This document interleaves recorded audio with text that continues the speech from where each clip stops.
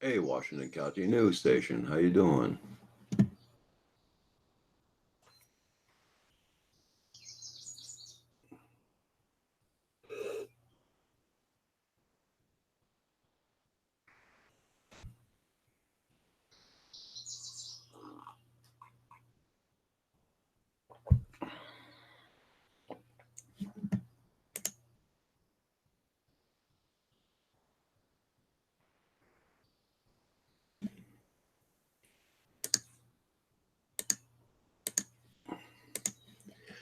Yep, I'm doing pretty good. Pretty good. The weather's not that good, but what can you expect? It's gonna rain all day today. Hey, Dronette. Hi.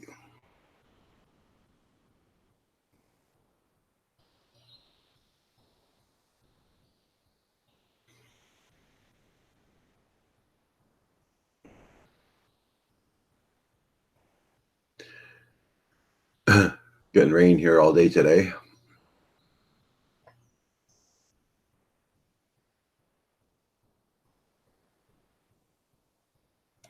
Proper FPV. You're early today. Good. How you doing?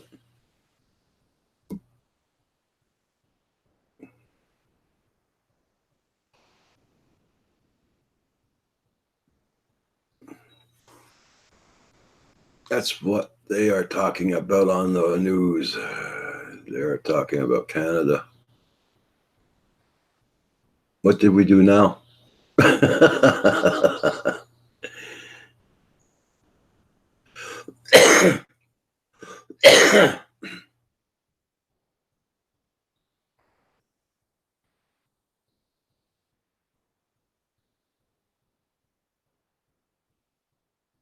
I'm doing pretty good, proper. Yeah, it's just the weather sucks here big time.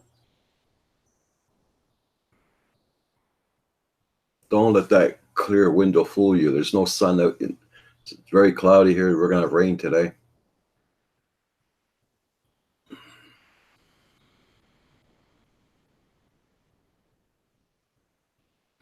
Heath is in the house. Hey, Heath, how you doing? Okay. Yeah, we're gonna get a. It's supposed to be nice tomorrow, and after that's supposed to rain for the next 3 or 4 days after that. Supposed to get thunderstorms and everything. Centroid's in the house. Good morning, Centroid.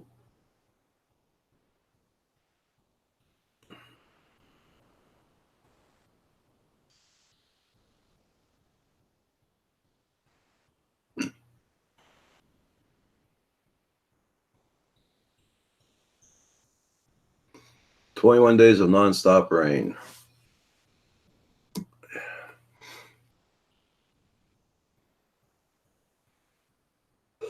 Sounds like our winter's here. 21 days. Boy,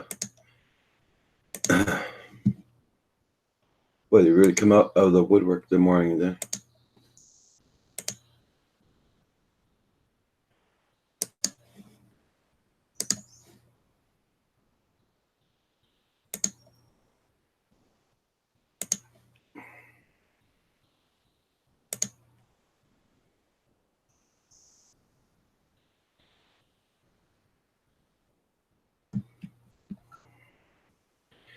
Yeah, they come out of the woodwork early in the mornings too. Well, you know.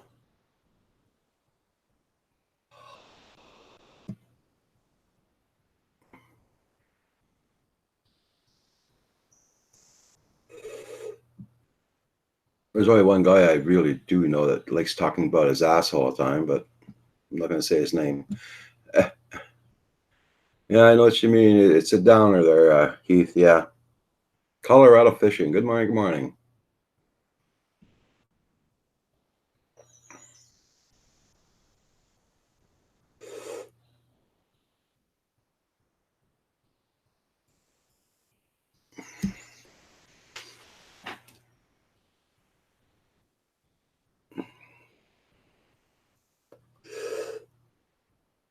Our summer's just as worse here. There, heat.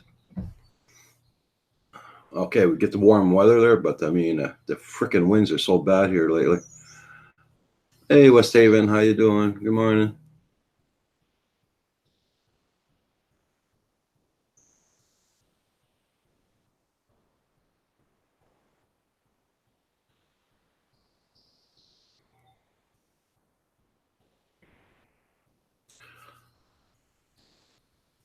Man, I think it makes about 3 weeks and a half, almost a month there. He's haven't flown. I was gonna fly yesterday, but couldn't.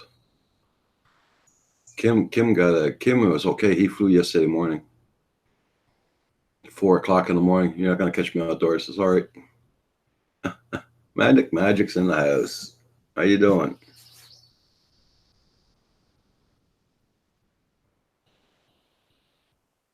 Spider FPV. Good morning. Good morning.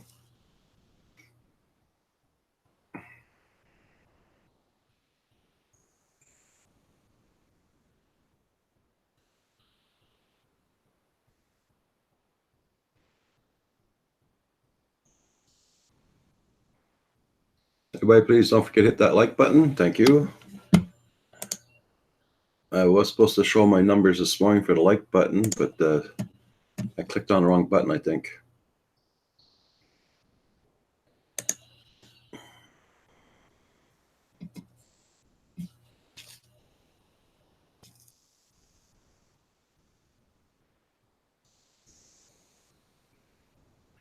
Okay, you'll be listening, but you're at work. Okay.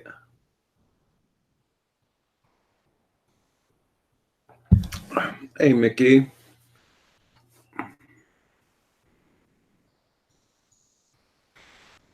Nice to see you this morning.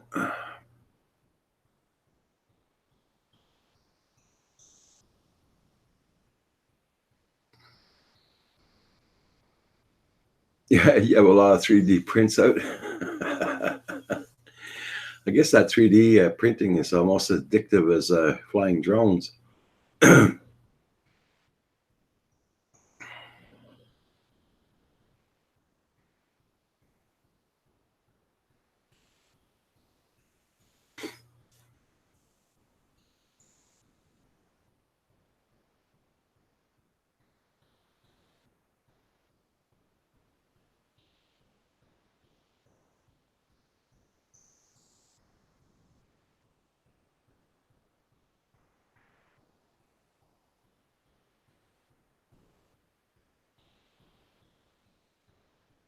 Yeah, it is. I thought so.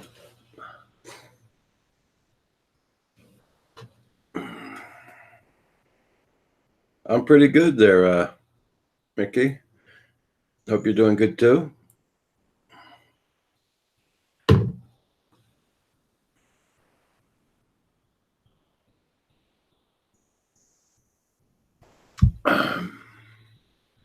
In case everybody wants to know what Roxy's doing, she's doing her thing as usual. Yeah, this is my second cup of coffee already.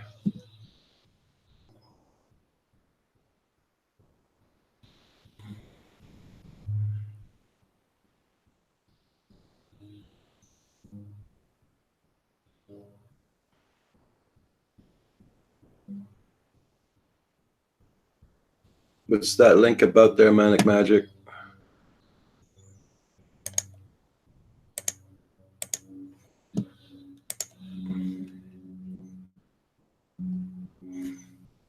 It's because if I go to that link, I gotta go out of pop chat and all that. Check it out.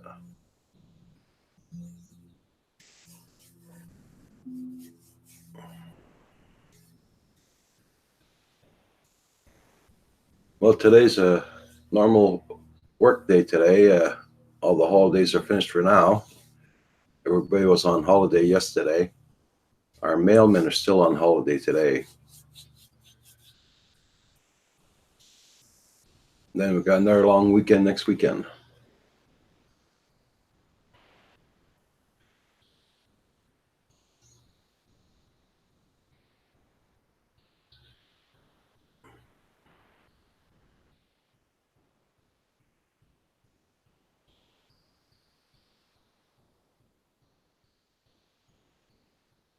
Okay, Manic Magic.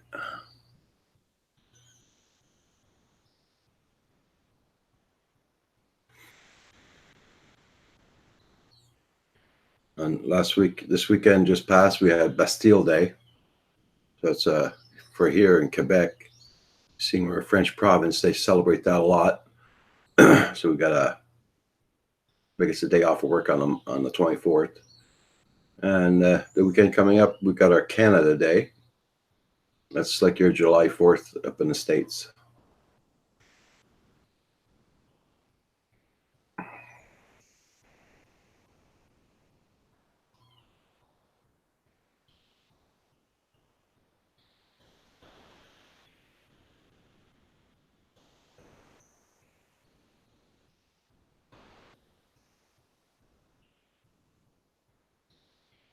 Roger, I'm another site another site, something like YouTube, but a lot better. It's the beta stage at the moment.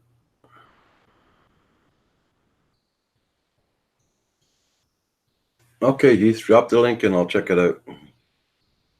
I'll have to get out my thing here.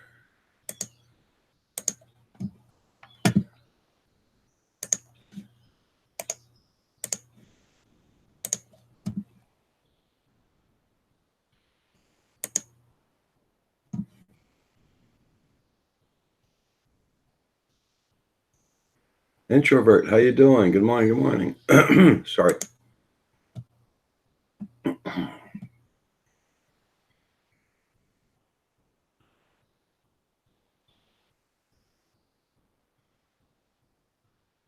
Oh, that's not bad there, Heath. Yeah.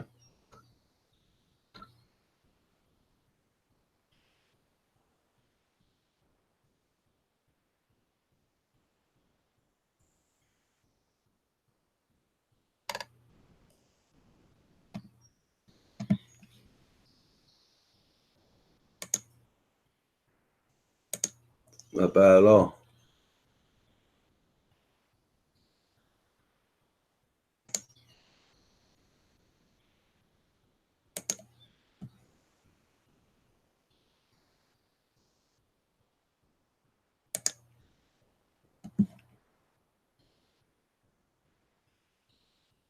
Hey, Happy Lux, nice to see you. Good day, good day.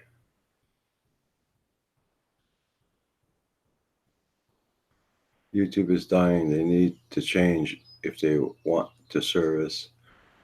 Yeah.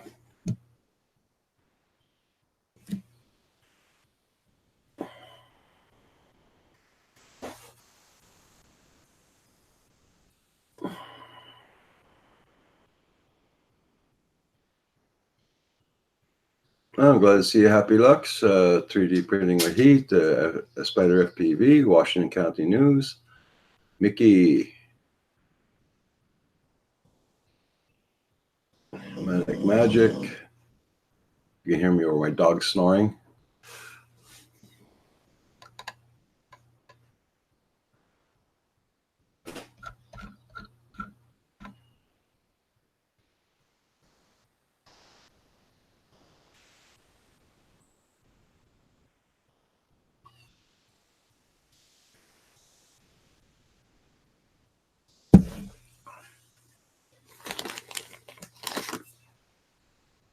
Port Clinton Duck, how you doing? Good morning.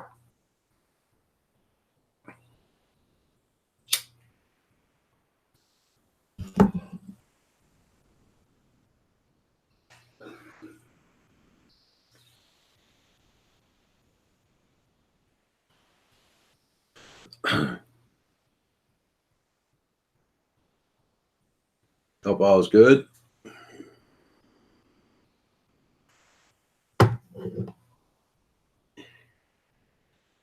It's it's cloudy. We're gonna get rain today. I think it's gonna start pretty soon. On top of that,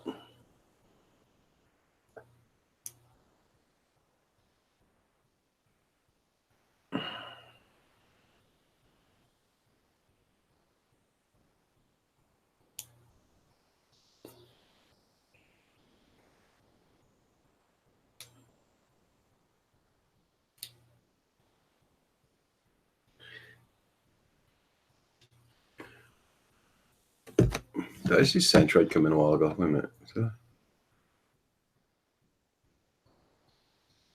Yeah, I did see Centroid. Yeah. I guess you're at work, eh, Centroid?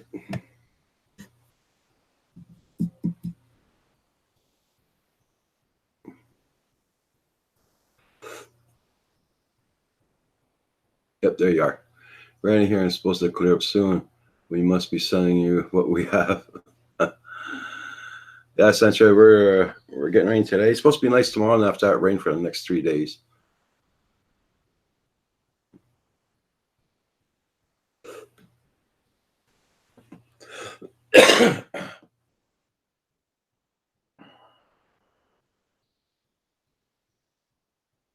Yes, 2 more days done tomorrow. Cool. Then you're on vacation.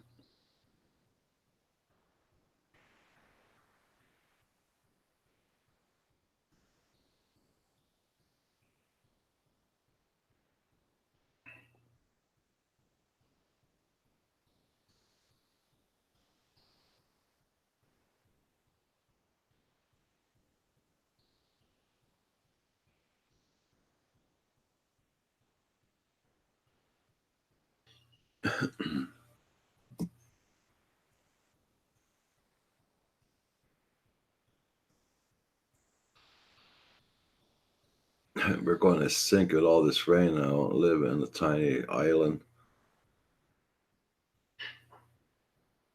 At the beginning of our spring, heat, we had a lot of rain also.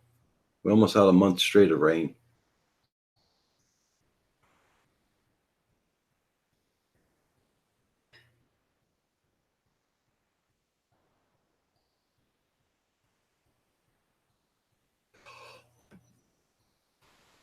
Uh, I can't remember Wednesday nights. Who streams on Wednesday nights? Uh,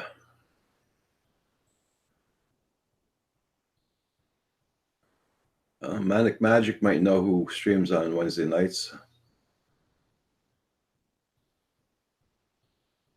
I think uh,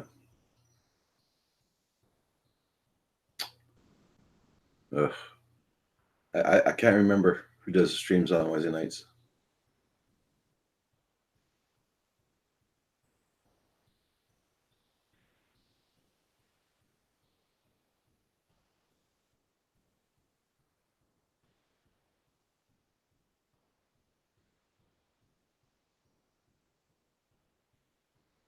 Oh, there you go.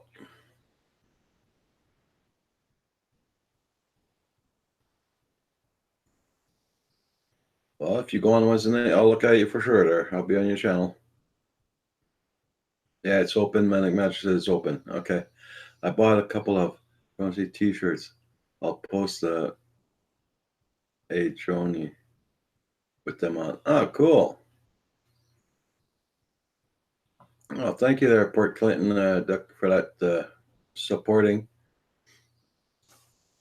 They're very cheap. I'm only making about 25 cents profit off each one. It's just to get the name out there. I'll repost the link in here, so in case anybody else wants to buy some shirts from Teespring or coffee cups, they're a very good price.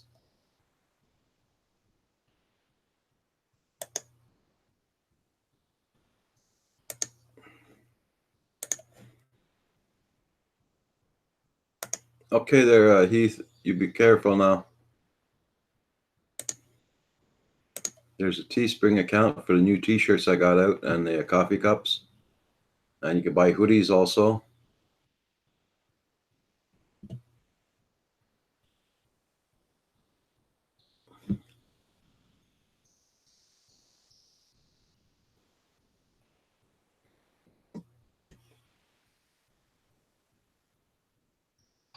I wonder if Paul's gone out fishing or he's probably editing some videos this morning.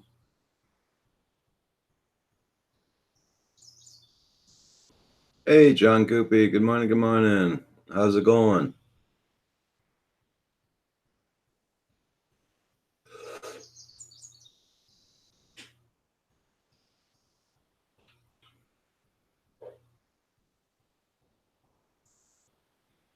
Hope you're doing fine there, John.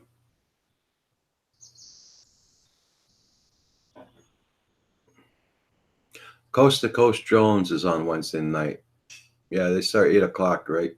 Eastern Standard Time, or 8:30.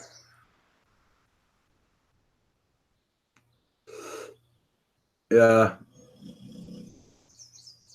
yeah, because they're not into FPV buildings. Yeah,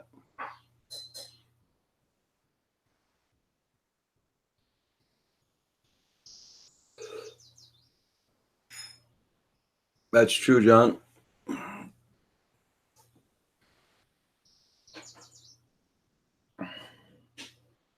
So how you getting along there in that new house of yours there, my friend?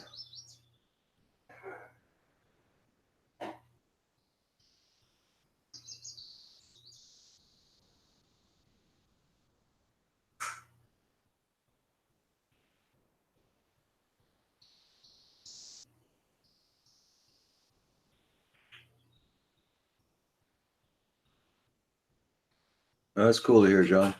Yeah, Sunshine, don't worry about it. They're only on for an hour. So, um, and like I said, they're not into FPV building.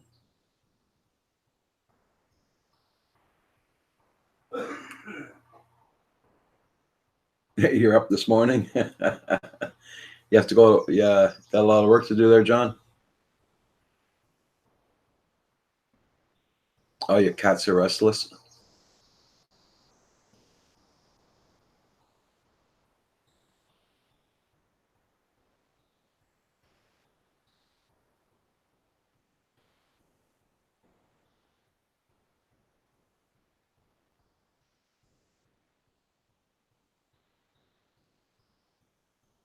That's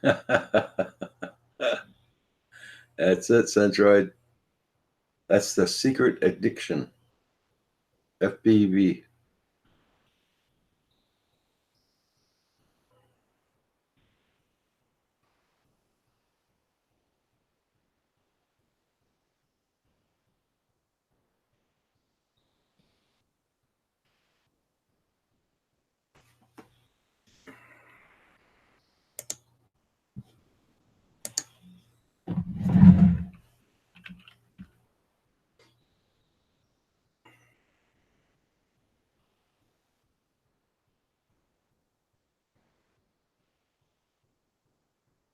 Ain't no secret no more. There you go.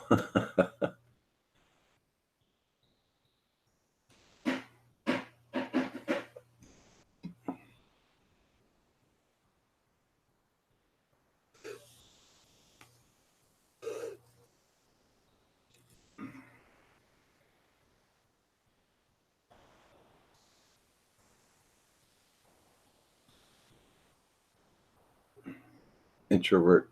Mickey watching. uh,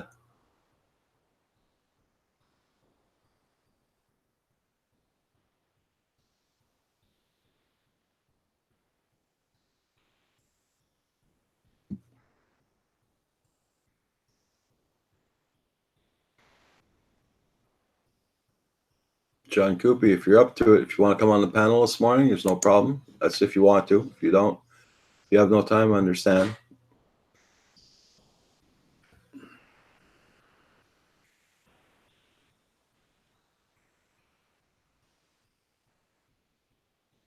Well, I'm glad that Val finally got to meet Russell and Ashley yesterday,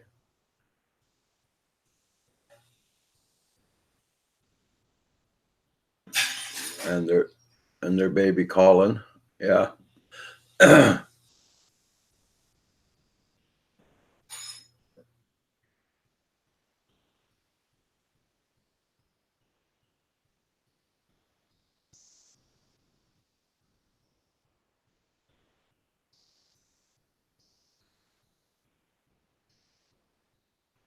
Frog Bushai, how you doing?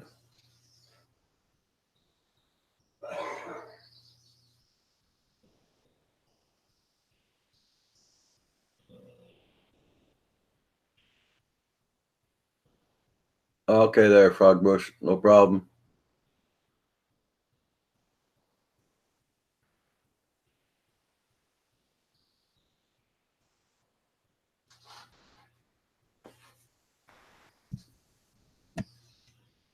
Okay, John, I'll send you the link.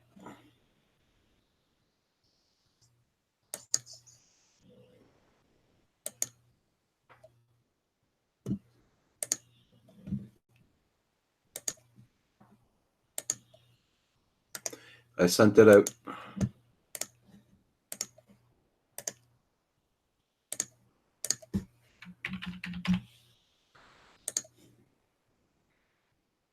Hey, Junk, wait for it. How you doing this morning?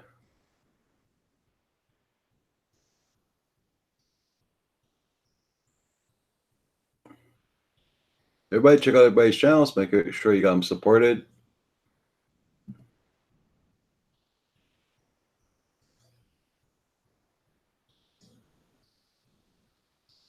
Blizzard's in the house. Good morning, Blizzard. Oh, thank you very much, Blizzard. Much appreciated.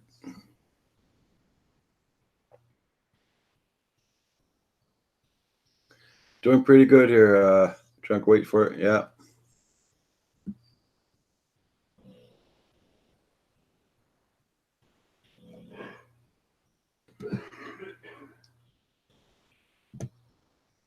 Everybody check out everybody's channels. Make sure you check out their videos. Leave a comment and a like, so the YouTube doesn't unsupport you. Rain all the way. Yeah, we're gonna get rain here too today, and they said it's supposed to be nice tomorrow. And after that, rain all the way up to next Monday.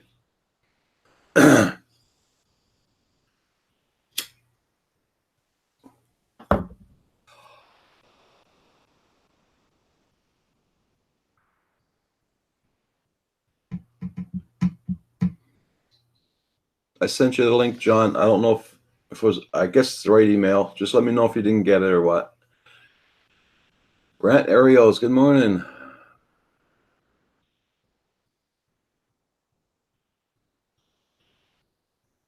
West Haven's back. Waxfire, good morning, sir. How you doing?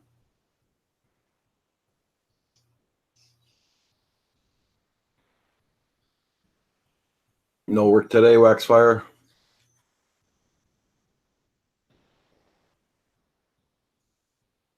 Well, thank you there, Brant. Much appreciated. You be safe on the road. Okay, John.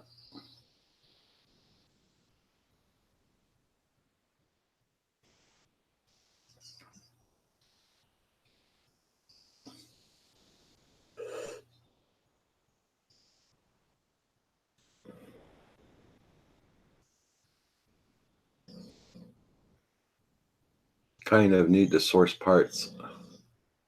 Okay. You're doing a new build, or you gotta replace some parts off of your FPVs, off your quads.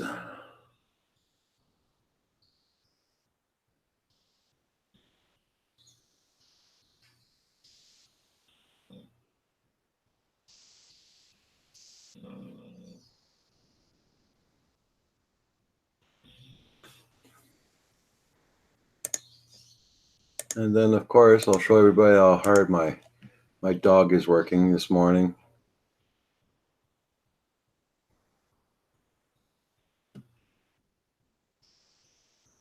She stopped snoring. Okay. Oh, non-flame tower char. Okay.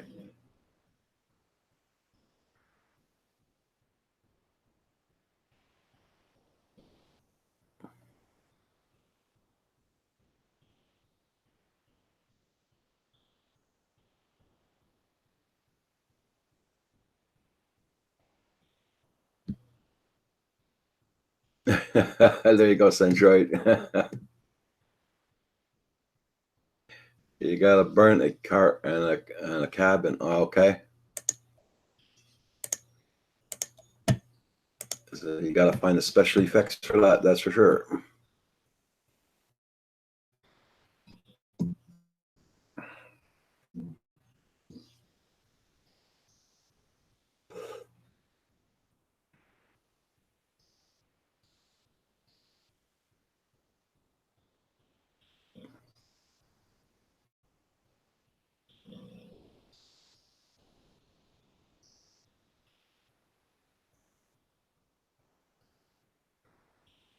Yep.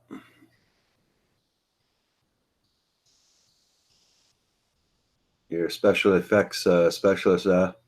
Hey, JDS Quad's in the house. How you doing, JDS?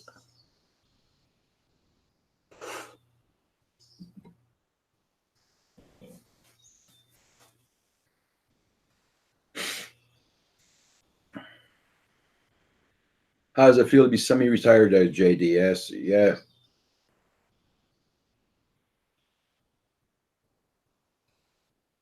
Starting to get the hang of it.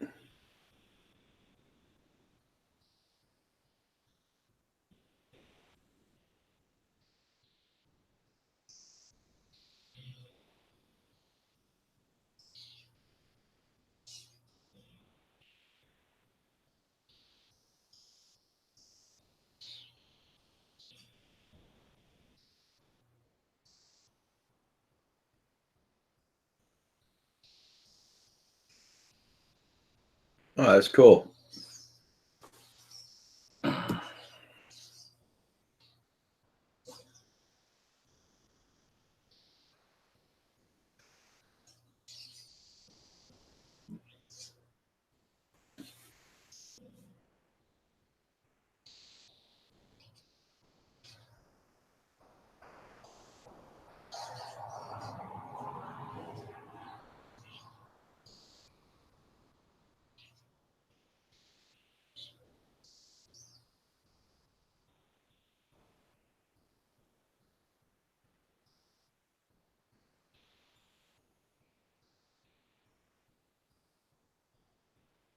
Everybody, check out everybody's channel. And don't forget to hit that like button. Thank you.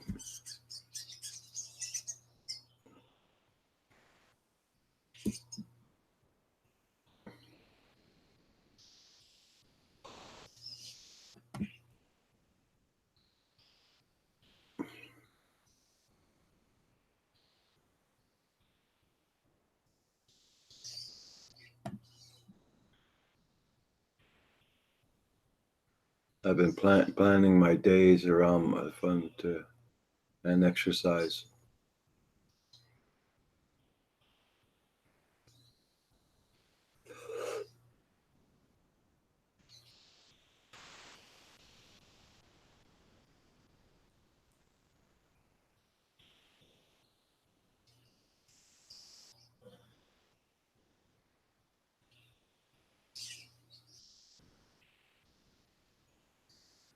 Oh, that's good to hear, John.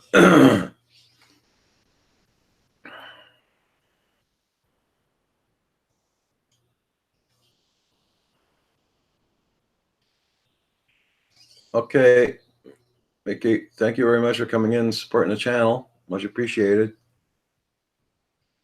And for supporting other people too.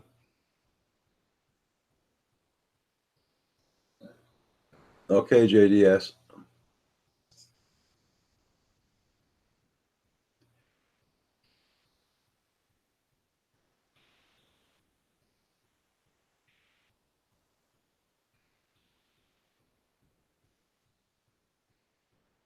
It's still windy here today, and it's going to start raining soon. So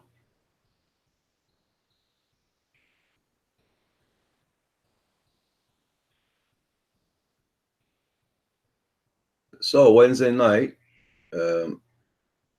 Centroid is going to be doing an FPV build. Hey, John.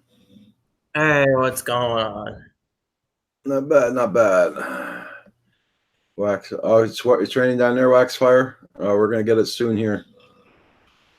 If it's raining at your place, it's raining here. It's going to rain here. Yeah. Waxfire doesn't live too far away from me, so. Oh man, I think I went to sleep around 2:30 because I mean I don't know if you know, but my job is basically I do IT work, programming work because I work for myself and I need to get certain things done at night. Yeah. So I'll be up sometimes pretty late at night. And that's why I don't get up pretty early in the morning. And it starts in like 5:30 a.m. ish. It cat is just crying and wants to get in the bedroom, and even if I let her in, then she's still not happy because then she's not getting attention.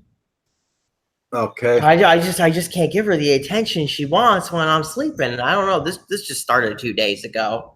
Uh-huh. I Watch don't. I, fire. oh, I'll go find ahead, your sorry. email address and I'll send you a link. Yeah. I don't know if you. I don't think I have you on Facebook, Roger. But do you know what happened to me a couple days ago with the cats? No. Oh my goodness! So one of my cats made its way into the vents from upstairs, and Oh shit. oh yeah, and it was the bigger one. It was the bigger, fatter one, and he had made his way to the vent in the closet in the ceiling, and he was just dead frozen there. He didn't want to move. Oh. And the problem was, even after I pulled the vent cover off and unscrewed the metal shroud, he would still have been too big to fit through there. So it's not like I could grab him and pull him down. I couldn't get him to move no matter what I did. I broke down. I ended up calling HVAC to come out. But do you know how he eventually made his way out? No.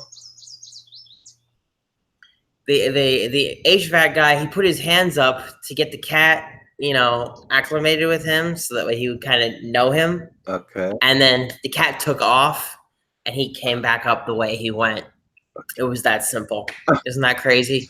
Huh. I mean, I breathed a sigh of relief because you get your cat stuck in the vent. No one wants to deal with that. Yeah. And you don't want to hurt you. And plus the cat didn't want the cat to suffer. The cat wasn't suffering, no. Yeah. He took a good 2-hour nap up there, I tell you what. Hey, Paul, what's going on? Hey, John, how you doing? Hello, Roger. Hi, Paul. How you doing? Well, it looked like it was going to be a nice day. Now it's clouding up and the wind's picking up again. I haven't figured out. Yeah. Yeah, it's crazy past couple days, and now they're just stir crazy. I feel like maybe they've been in the vent in the previous week or so, and we just didn't know, or at least the lighter cat had been in my vents, and maybe we didn't know. And now she's upset, like she can't have fun. She's gotta find another place to have fun. It's terrible. So, did you go flying this morning, Paul? No, I thought about it, and then it clouded up. And plus, I'm kind of at the mercy of when the ship traffic is. I'm tracking another ship, which is coming up, but it's not going to be here for a couple of hours. And I'm watching the weather change, and I'm thinking, well, hell, that isn't going to be good video weather either, because it's really getting darker out to the west. So yeah. Here to the winds. I love that Federal Elb. I don't know if I'm saying it right. Video that you put up, Paul. That was a beautiful ship. Yeah, there's a lot of nice ones. What did you think of Happy River, which was the bright yellow, banana yellow one? That was a great one too. Those are what we call salties, because those are ocean-going ships that are from all over the world that come into the system through the locks, and they're the most colorful. The great big huge ones, of course, are locked in. They're pretty much built on the Great Lakes for Great Lakes transport of large amounts, hundreds of thousands of tons of coal or iron ore or whatever. You know what I wanted to ask you? The water in the Happy River and the Federal Elb videos, it looks like really blue, like emerald. Do you do any post processing on that? No. Is that really? That is the color. In fact, what you'll notice in some of my videos, it might seem a little green or a little different color. Yeah, and that is because the water is affected by the light through the clouds, so it filters it into a different color. It's still always blue, but you will see little dark streaks or whatever, and that could be sand. that's coming down with it, depending upon the weather and the high activity in the lake. But the natural state of the water is that deep blue, crystal blue. It's beautiful. Yeah, it is. It is very nice. I even asked Paul about that a while ago too. How come it was so blue? Yeah, yeah. In fact, that's the number one comment I see all the time. Because when I go down and fly, there's always tourists and stuff, people up and down the waterway because it has a nice walkway and you can park right there. And they some of them will say, "Well, do they dye it that color? Is that a dye or no?" No. And Is that a filter you put on? yeah, exactly. Yeah. Oh, that's People that cool. aren't used to that are like, maybe, like I lived in Kansas City for about 2.5 years, and they go crazy to go around a mud hole for the summertime, and it's that brown water and everything and they have a ball in it. Don't get me wrong, but they'll come here and they will see that blue water coming down underneath the bridge, and their chins are on their chest because they're just not used to that. And even the ocean has a green tint to it because of the salt. So Yeah. Yeah, Thank you. Yeah. I mean, I think you know me. I'm from East Coast, New Jersey area, and you're never gonna see that color in the Hudson River. That's just never gonna happen. It's so polluted.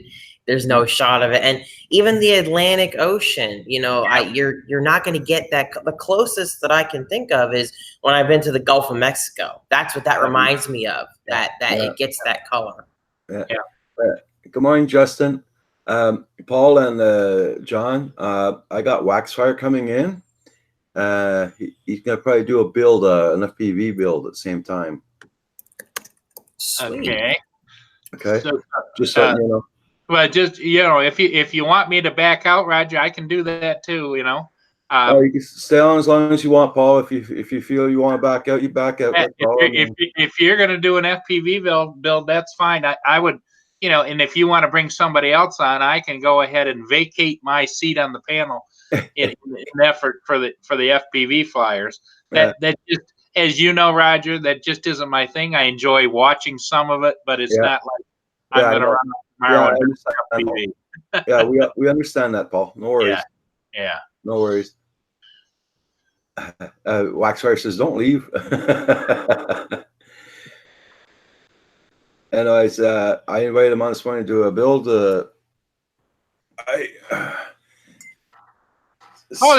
There's nothing wrong with that. Yeah. One of the things that probably everybody should think about, FPV flyers or photo or videographers or that fly drones, is the discussion is going to be changing to how do we start an organization nationwide to give us a voice at the table with the FAA and governments. Yeah. Because we're just out here kind of like a very easy target for them to just take pot shots at us. And it's like, I think I heard 10-1 the number of flying quadcopters and UAVs versus manned aircraft in the United States. But the manned aircraft are the ones that are sitting at the table, making the tests, doing the things, making us jump through the hoops. Don't get me wrong. I think education and everything is fine and dandy, but at some point in time, we have to understand it's kind of like the slaves, The slaves figured it out that, hey, we have the power, not they. They don't have the power. You look at the Roman slaves that they had building everything. If they'd have rose up, they wouldn't have been built. Exactly. And so the call is going out across the country to say, hey, we don't want to necessarily crucify anybody or get anybody, but we just want a fair shake. We want to get the same respect and the same access to things that everybody else that shares the airspace does. That's what Hal Spawn brought up a good subject there. I thought the AMA was for you guys, to help you guys out, but apparently it didn't help you out that much this year. No. Well, see here. I don't want to talk against the AMA there, but Yeah, I mean, my take on the AMA is they've been around so long. They're like an institution. They don't change very well, and their AMA is welcoming you to buy a membership, but they're not welcoming you onto executive committees or into executive positions or whatever. And the people that the AMA hires to have on staff in Washington, D.C. to look out for the AMA are all hired by for lack of a better, the good old boys that started the AMA back in the 50s and 60s. yeah, well, see, you just hit it on the nail there. The good old boys. How Yep. old are these guys on the AMA? Are Yep. they in their 70s or 60s? They have to Yep. get new blood in. They have to get blood in that's about 30 years old to 40 to understand the people, the younger generation also. Yeah, but And- it's human nature. Once you get power, you don't want to let go of it or share it. You know. Yeah, that's And- it. That's it. And so that's in my mind what's going on, because in to the most part, the really people that are stuck in that AMA rut, they don't really, they're happy to take your dues, but they're not happy to really make you included in their planning or what their thought is. It seems like our TV stations down here, their board is so bloody old that they always want to keep on showing you Archie Bunker shows instead of putting on the new programs that the States have. Yep. No, we got to look at these way back then channels. You know, like if somebody says crap in it, they beep it out. You know what I mean? Yeah. Excuse me, but you know, we're in 2019, not in 1955. You know? Yeah, and that's the problem is, and it's not just in the air with the FAA, AMA, and the Canadian Department of Transport and all that kind of stuff. Yeah. It's the system, and the only way to change the system is for everybody to get involved in the system. Yeah, that's it. And so the steps we're talking about doing now is they want to Still not changing. promote having some kind of a seat or multiple seats at the table, since Yep. we outnumber the regular radio control guys 10-1. Yeah. Okay, that's what OBS. Hey, Waxfire. Yeah, we hear How's it you. going? Yeah, it's my camera that doesn't seem to be wanting to show. There There you go. there you go. At a flash, there you are. Yeah, OBS is not showing on Hangout. Mhm. Go figure. So I'm stuck with just regular camera. Sorry if you see the date and stuff, but that's how my camera works. Hey, Sidewinder, how you doing this morning? Yeah, Hatley's Famous, Hell's Pond. Everybody on the board, we got Waxfire, we got Paul Murray, and we got John Coopy. You know what? Waxfire, Sorry. you know John Coopy, Waxfire? I believe we met before, yes. Mhm. I'm sorry, I'm just trying to find a YouTube. There we go. I don't hear us in double now. Okay. I was going to tell Paul, I was going to say, I don't remember if I've talked about this before, but I was an AMA member for a year back in 2016, and I quickly figured out that they were not friendly to a guy like me at all. No. I mean, they didn't even have drone-friendly rules. I mean, I became a member because at the time that was like the thing to do in a lot of the drone groups. People were saying, become an AMA member, support the AMA. They're going to support the drone people. But then that didn't happen. I felt like I literally wasted, like, what was it, $75? Yeah, No, it's still not happening, John. No, I know. And that's why I will never be a member of the AMA unless something drastically changed. Those people, a lot of them, they're set in their ways. They're used to what it was like when they started. And, you know, they see these drones, they see young people like me as, you know, just these young guys with drones, these punks that are going to get my airplanes and helicopters banned. I mean, that's the way they look at it. They don't view us all as one cohesive aircraft family that needs to be defended. As brothers and sisters, we're the dark sheep, and that's where they want to keep us in the corner. You Pretty stay much. over there and send us money, and we'll tell you what you should and shouldn't be doing. Yeah, screw that. Beyond Trees is asking me if does Canada have something like the AMA? Yes, we do. We Mac. We have AMAC. Is it? Mac, MAAC. Basically the same thing, just Canadian version. Yeah. And it's ruled by the good old boys, the club, right? Yep. But the Yeah. advantage of the Mac and Canada is if there's a field, it's sanctioned and the rules do not apply. So if you have a quad that's 250 grams and you're in a flight zone that is restricted, you're allowed to fly if you have my Mac license. So And if the MAC organization, because each one of those fields has an organization that kind of oversees it, if they Mhm. welcome you. I Yeah. know people that have That's- gone to AMA fields and you show up with a drone and look at you like, what the hell do you think you're going to do? Yep, exactly. That is one thing. Or the thing is you end up having to pay extra on top of what you're already paying per year. It's like there was a place. I don't want to name names because I'm not trying to push any drama or anything. But yeah, it was like $40 a month. I understand you have to rent a bunch of shit. Sorry, my language, but you have to like get nets. You have to get this. But once the initial pay is done, like if you have a free terrain, you shouldn't have to pay more or not as much. In my Yep. personal opinion, it should be more like you go fly, you pay. Yep. Like, drop $5 in the box. Yeah. Like when I used to be an archer, that's what you get. You have a donation box when you go. Drop what you can. Yep. I don't like the whole thing. The AMA's wet dream probably is to make it so that you have to join them to be able to fly at all. And I always thought that was really ridiculous that in some ways the FAA here in the United States had this rule that you needed to, I guess the wording was that you needed to follow the guidelines of a community-based organization. Mhm. And then to sort of follow, so you could follow those guidelines, but there was this debate on whether you had to be a member or not to do that. I mean, would you know, Paul, if you had to be a member? Because I don't remember what the answer was to No, that. you don't have to be a member. You just have to fly by their rules. But see, the push is now is to have a separate drone organization nationwide, and then you would be designated as a community-based organization and not have to acquiesce to the AMA or in Canada to the MAC or whomever. You could say no, they don't want to represent us and they don't want to welcome us. They don't want to give us any seats at the table.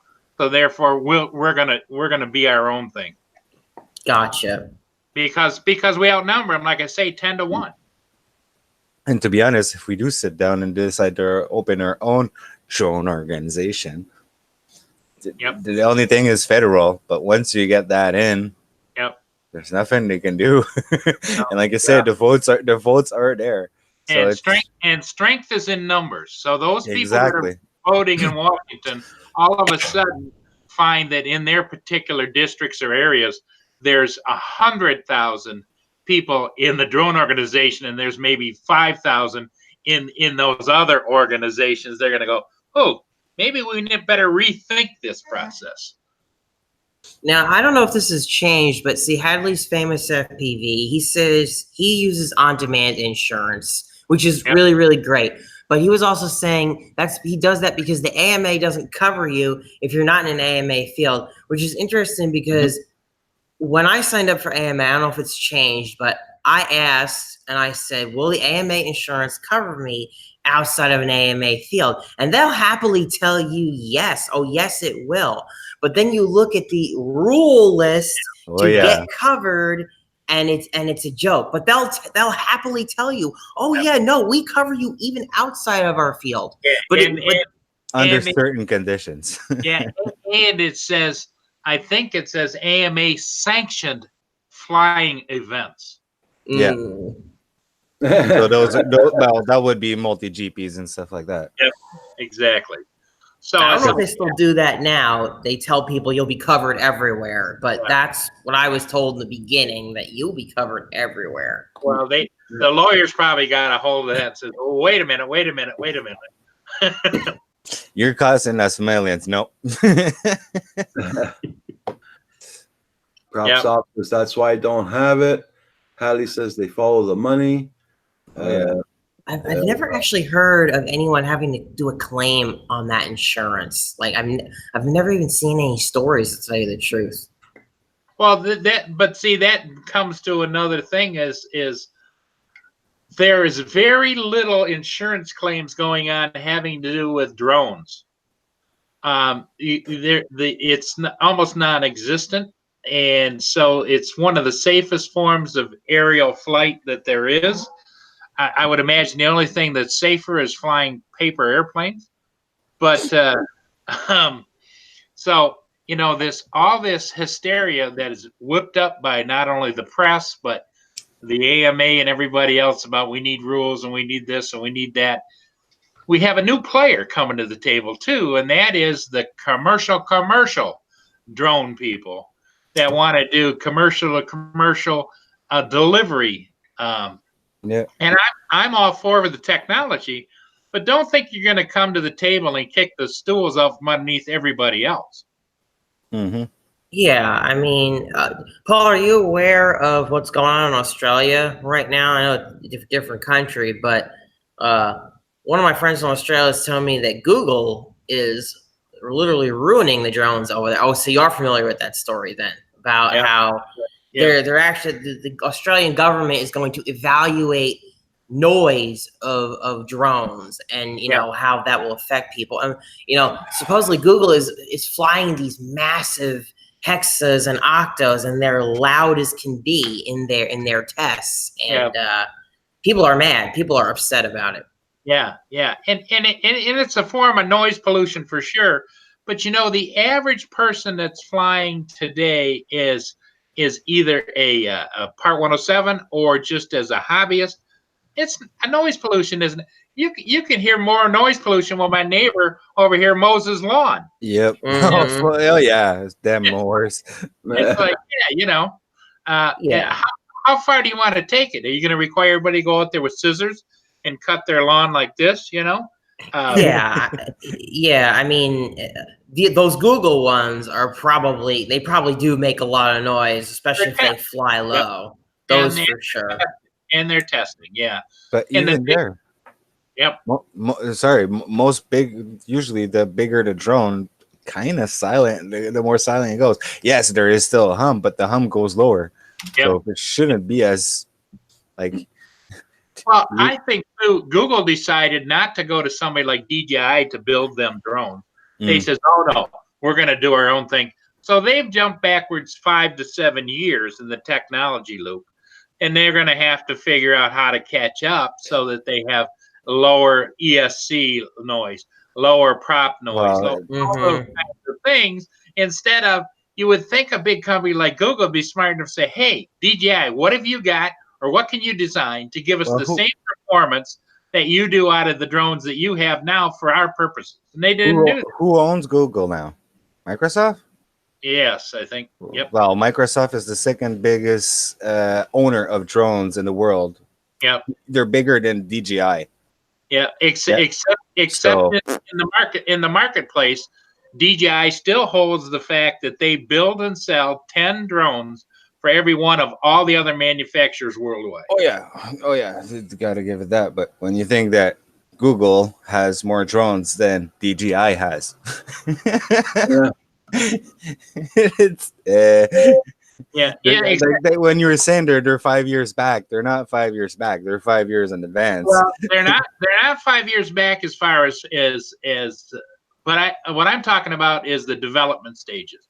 Google is so big that they can go to countries and say, "Hey, forget about the sound. Here's $1 million. Forget about the noise. Forget about it." Oh yeah. And so, DJI didn't invent lower noise, lower voice noise levels. Just like all these other companies, they're working on those developments now.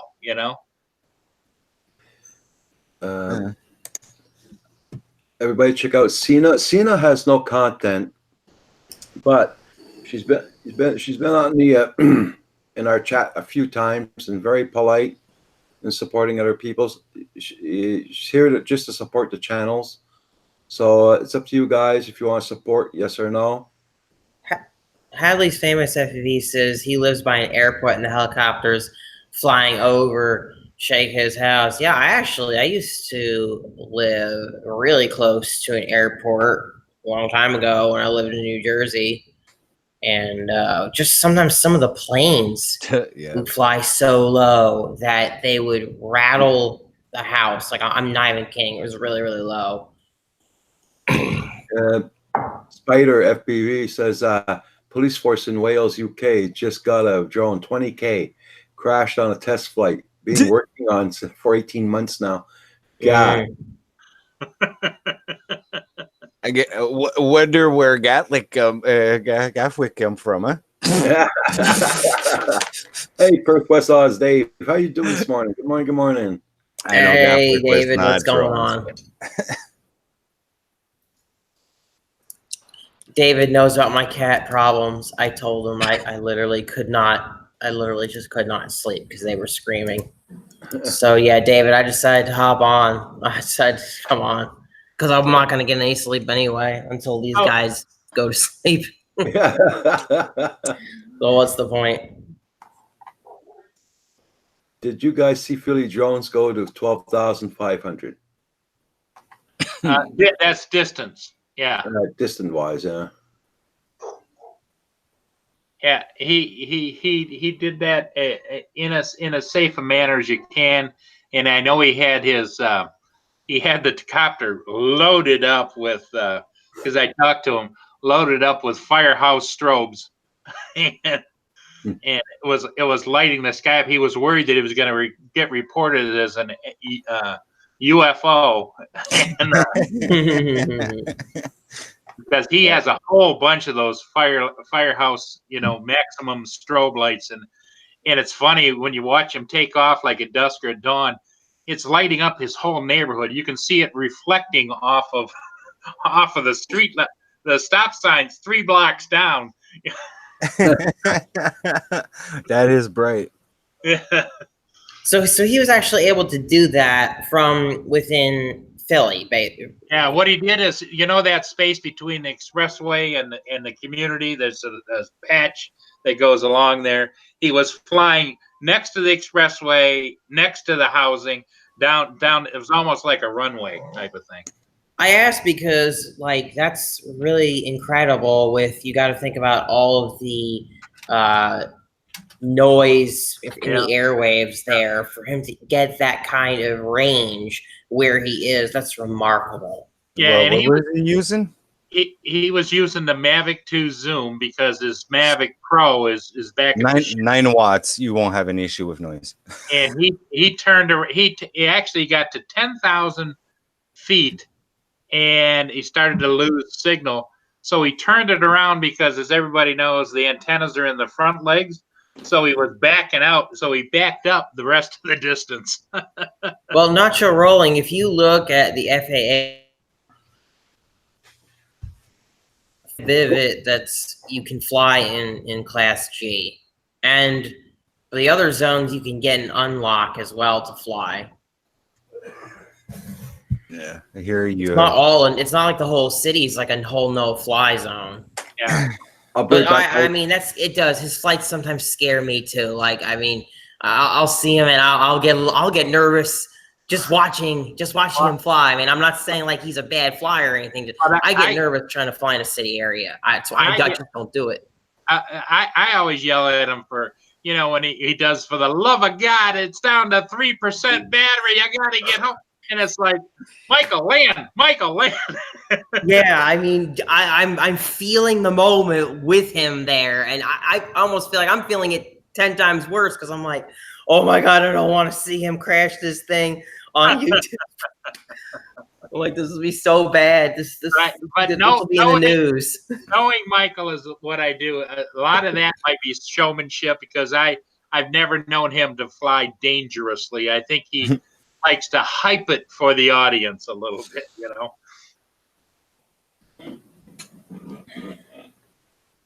Oh yeah, but when you get down to the wire with your battery, it's like, oh, I'm only 5%. It's like, yeah, but that's pushing it in the danger zone. Any good pilot shouldn't bring it that point. See, He gets in caught up Canada, that would be filming. $1,000 fine. Well, you guys get taxed, I think, just on fines, don't you? I mean, it's like I know, like Roger's talking about in the U.S. something costs $100. He goes to buy it; it's $185. Well, look at that charger that he sent. It's Yeah. 118. It was 255. Yeah, Yeah. By the time we get it, yeah, it's ridiculous. and I don't get that. Why? You know, I mean, Well, it's like, because exchange rate, 1.4 in exchange rate, you're almost double our money value right there. Then add transport on that, that's almost the same price as the double of that value. So you're paying 3 times the price of a regular thing.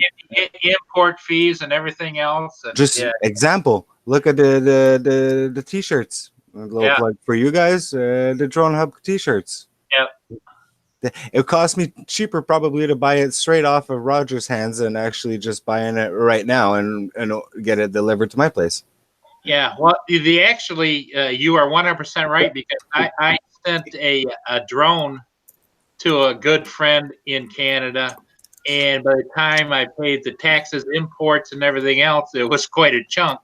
And so when I sent that charger to Kim, I ordered it through Amazon, and it was no hassle. It just went, and it was.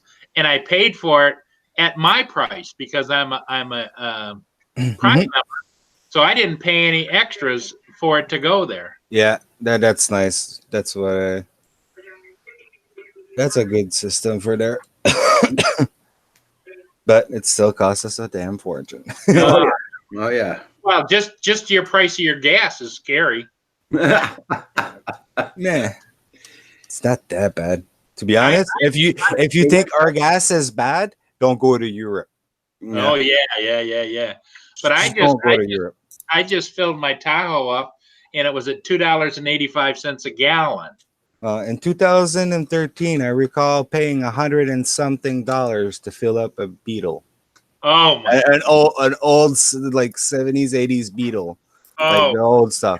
And yeah, that's how much it cost me Canadian, 100 and something to fill up the tank of gas. And now I understand. One of my favorite channels, if I'm not watching anything else, is I go over and watch the Railway Channel over in Hout in the Netherlands. It shows the corner there and the people moving around. And that's where it was. Yeah, I missed Netherlands.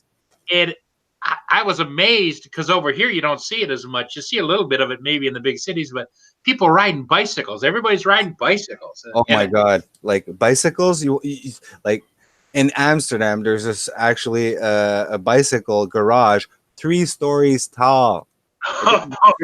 Don't think there's a car in there. Like what you're used to seeing 3 stories tall for cars. No, just bikes, just bicycles. That's it. People Dang. Sitting on a light, 3 lights because there's just bikes going. Yep. And to a guy that's born here in the U.S., to me, I find that entertaining. That's amazement. I'm just amazed. Exactly. 11 forms of transportation in Holland.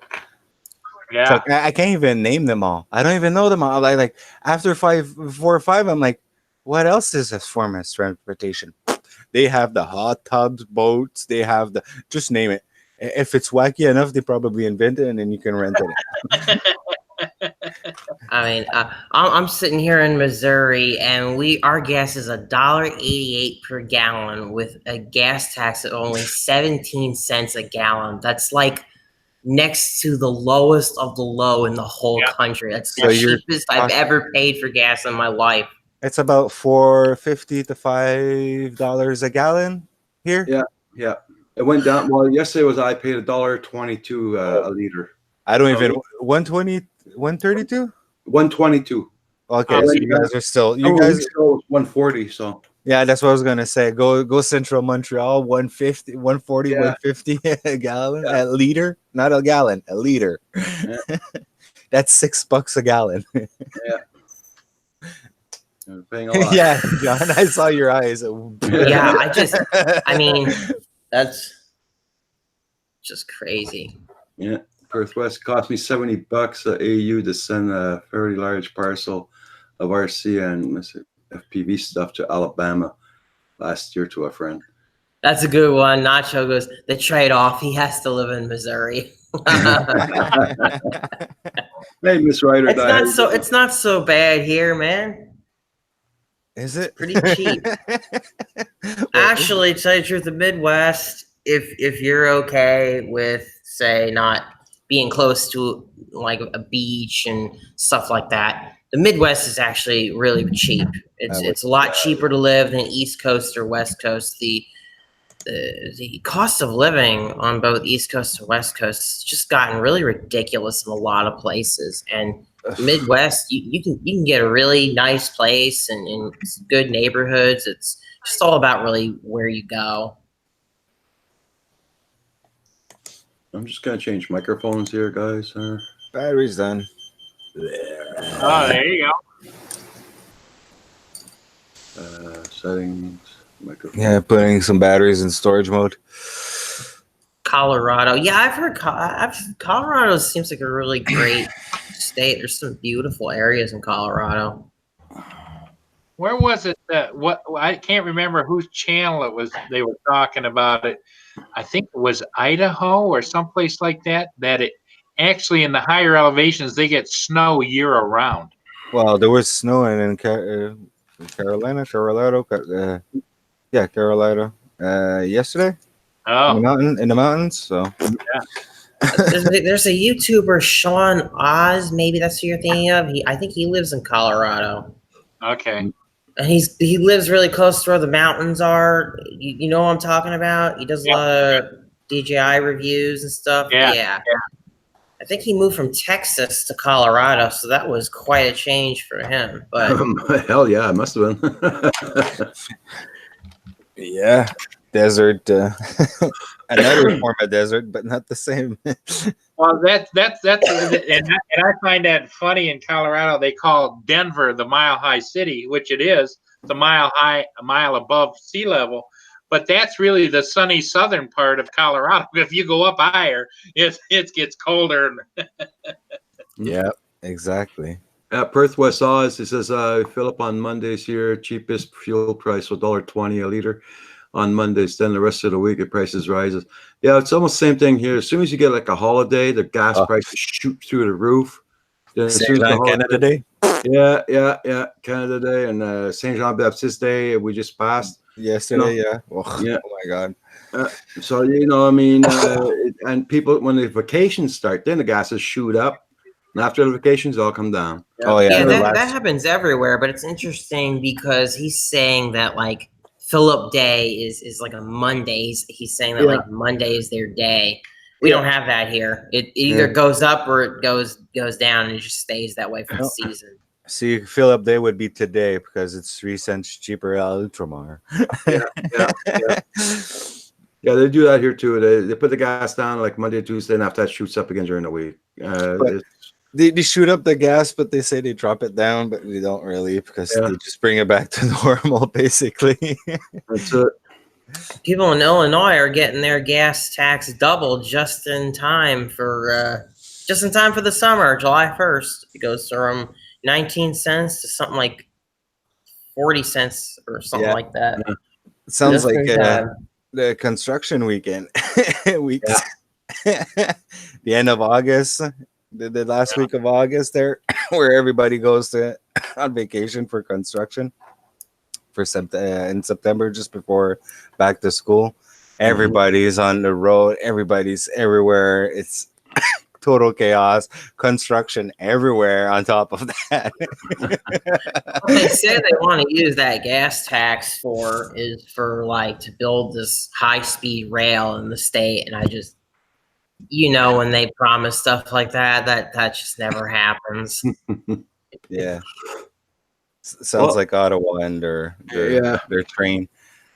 They fixed it up, so they opened up the Champlain Bridge on Saint Jean Baptiste Day yesterday on one side, and then on Canada Day they're going to open up the other side. So at least there's traffic going through. You're not jammed with when Yeah, yeah. Because there's so many people on the road those days. It's just insane, especially out here. Hey, Rod. Speaking of Montreal, did they finally fully recover from the flooding they had, or? Well, yeah. Well, not fully. There's still some places that are a little bit underwater still. Yep. Yeah. The They're, water's they're, yeah. they're starting to take some. Most of like 80% of the houses are now back a bit, going back to normal. Yeah. People are coming back into their house. They're starting to do the cleanups and stuff like that. At least in my part of the river. Yeah. It's getting better though. It's getting better. Actually, I don't even know if my river falls into yours at this point. You're way lower. Well, me, the closest river here is the St. Lawrence. Yeah, that's what I mean. But by the time my river falls into St. Lawrence, it's pretty much Salaberry kind of height. Well, I haven't gone by the St. Lawrence in a while, so I don't know. I can't say if it's high or not. Yeah. Also, Perth West, miss me. Okay, wow, that's crazy. Hatley, okay, I'm back. Early, yeah. So once they get the second part of the Champlain Bridge open, now they're going to talking about closing the tunnel down to do the tunnel, the Fontaine Tunnel. That's gonna be. That's going to be a bugger because my hospital is just right after the tunnel on the left side. So you'd have to do the circle drive then. That means I'm going to have to go by the Jacques-Cartier Bridge, go up to Sherbrooke, all the way down Sherbrooke, and all that. Olympic Village. Yeah, I'll have to go by the Olympic Stadium and get up to Maisonneuve Hospital. Yeah. Wow. Yeah. Oh yeah, true. Because you're going. Sorry, I was looking the other direction. You're going. Yeah. I was going out the island. You're going in the island. Yeah, I'm going in the island. Yeah. It's kind of like, why? Oh yeah, the hospital's right there at the corner. Yeah. Yeah. Just before you get the curve and while you enter. Yeah, that's it.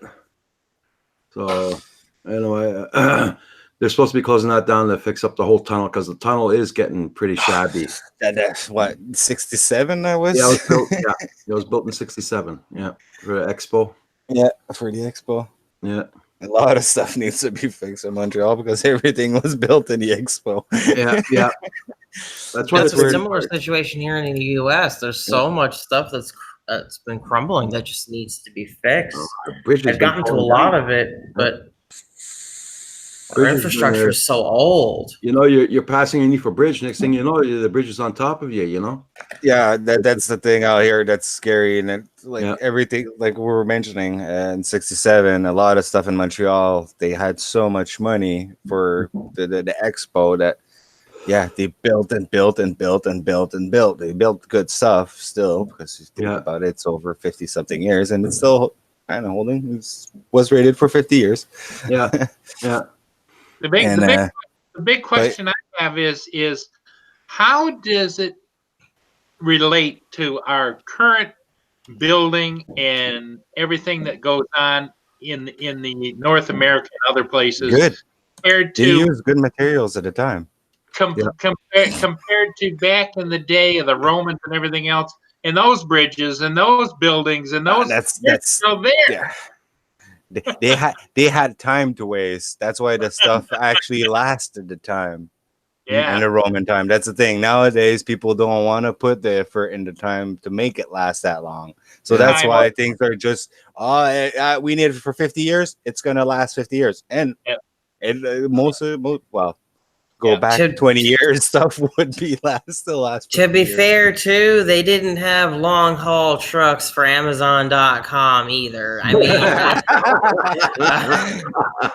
mean, those roads were wait. True. Roads were not very stressed. It's true. Yeah. No, like exactly the thought and the way things were perceived and made were not the same as today. Yeah. Today everything's made to if it doesn't work, I'll just buy more and restart it from new. Yeah, we'll fix it later. Yep. In those days, it was no. This is what we have. We got to make it work, and we got to make it work so it lasts. So, Coast to Coast is here. Yep, Coast to Coast Joe and Bill. Bill, you're on tonight, right? Bill, Coast to Coast Jones.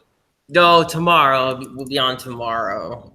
Tomorrow? Okay, it's tomorrow, Wednesday. Oh, okay, today's Tuesday. Yeah, we'll be on Yeah, tomorrow okay. with Jeff Sills. That's our Well, guest. And don't forget, everybody, tomorrow early morning, Roger does his 2:00 a.m. to 6:00 a.m. show. Yep.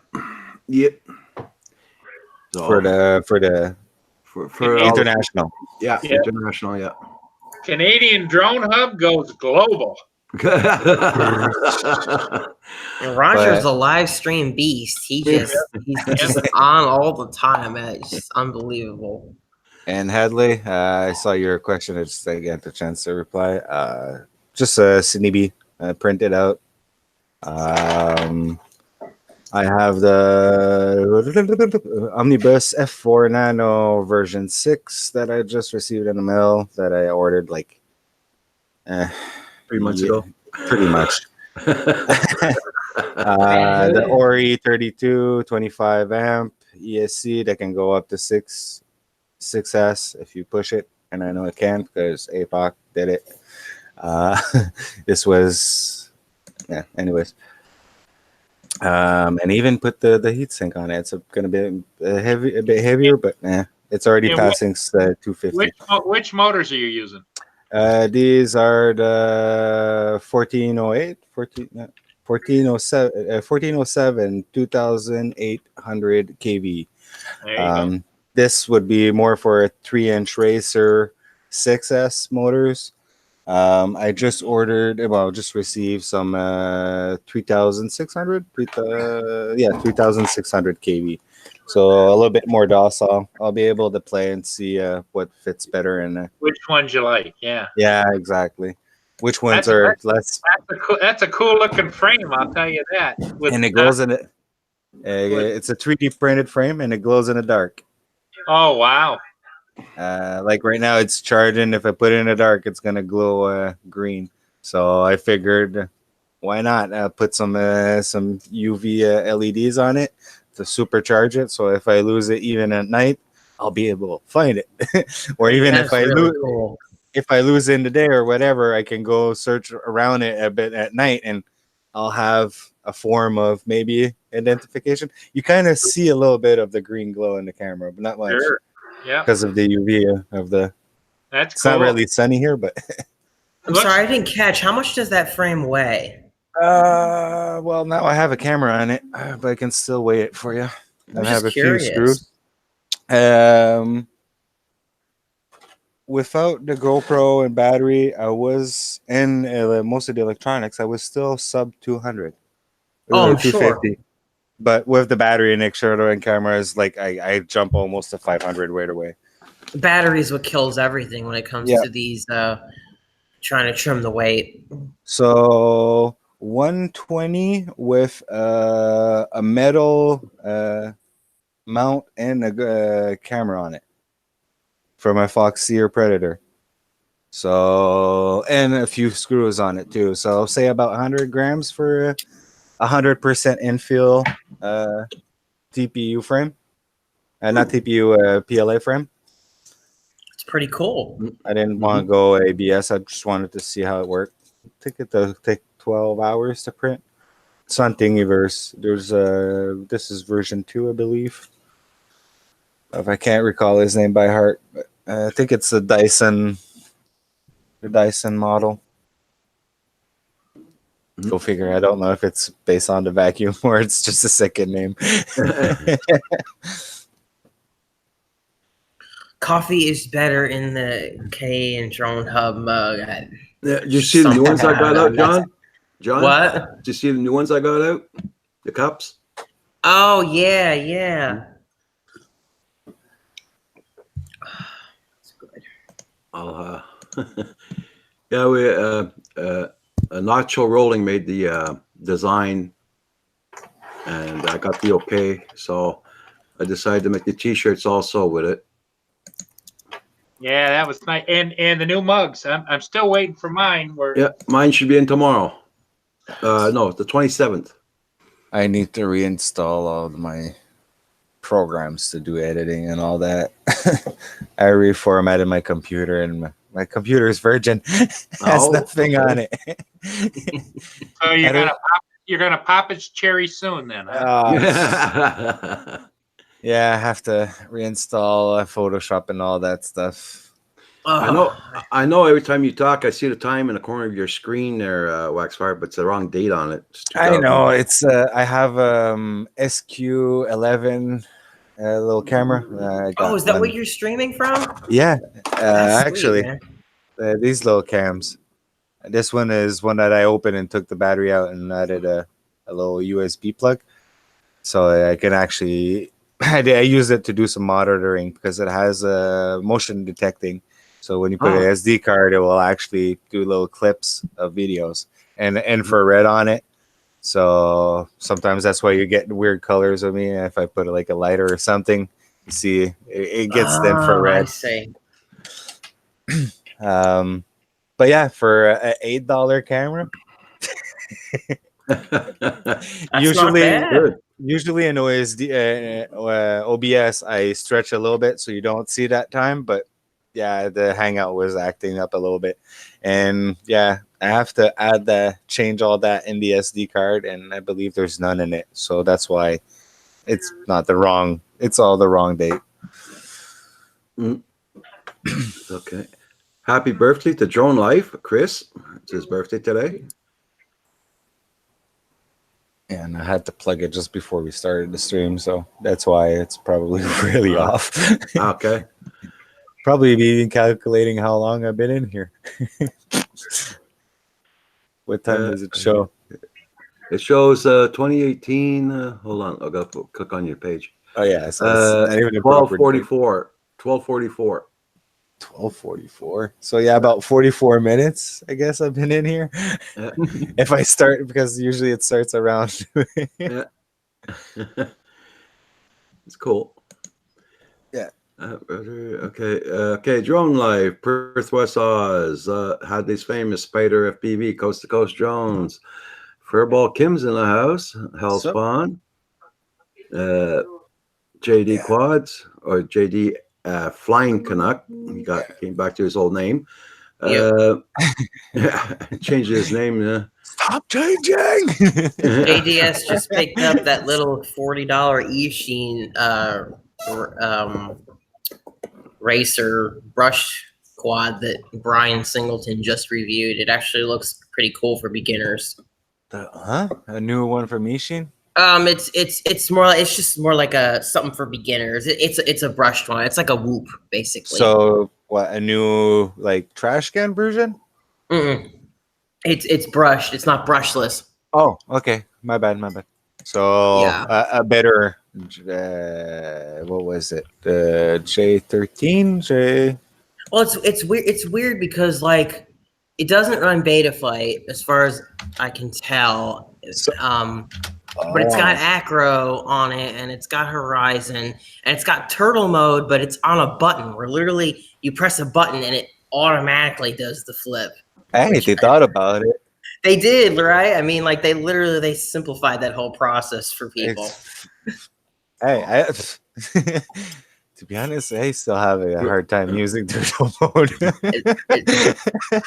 You know, I have it on all my quads, but I've never actually used it for its intended purpose. I use it to get myself out of a tree. I tried to do 3D. It's like, I have 3D mode. I'll try it. Nah. Zoe tried to show me a few times to teach me, but I still have to practice more. I got a small little micro here. It's just, I was trying to practice inside during winter. I need the space.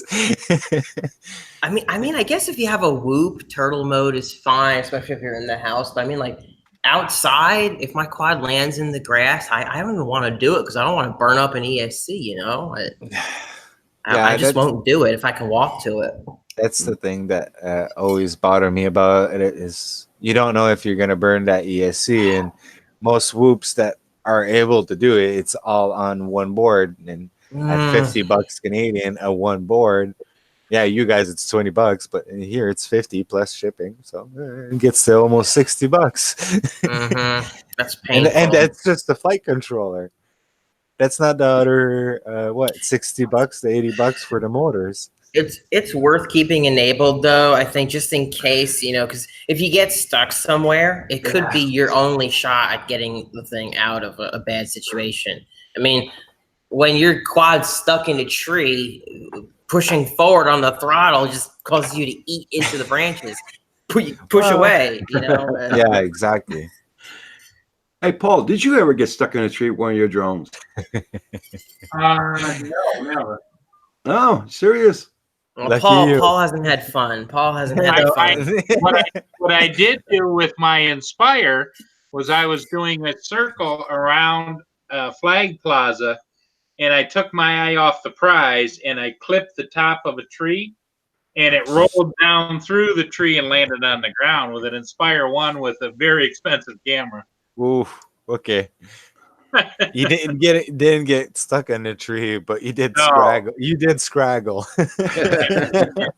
I had to send that back to DJI and get it fixed. Paul, if you ever fly FPV freestyle stuff, you'll get to join the tree club. We've all been there. The tree club.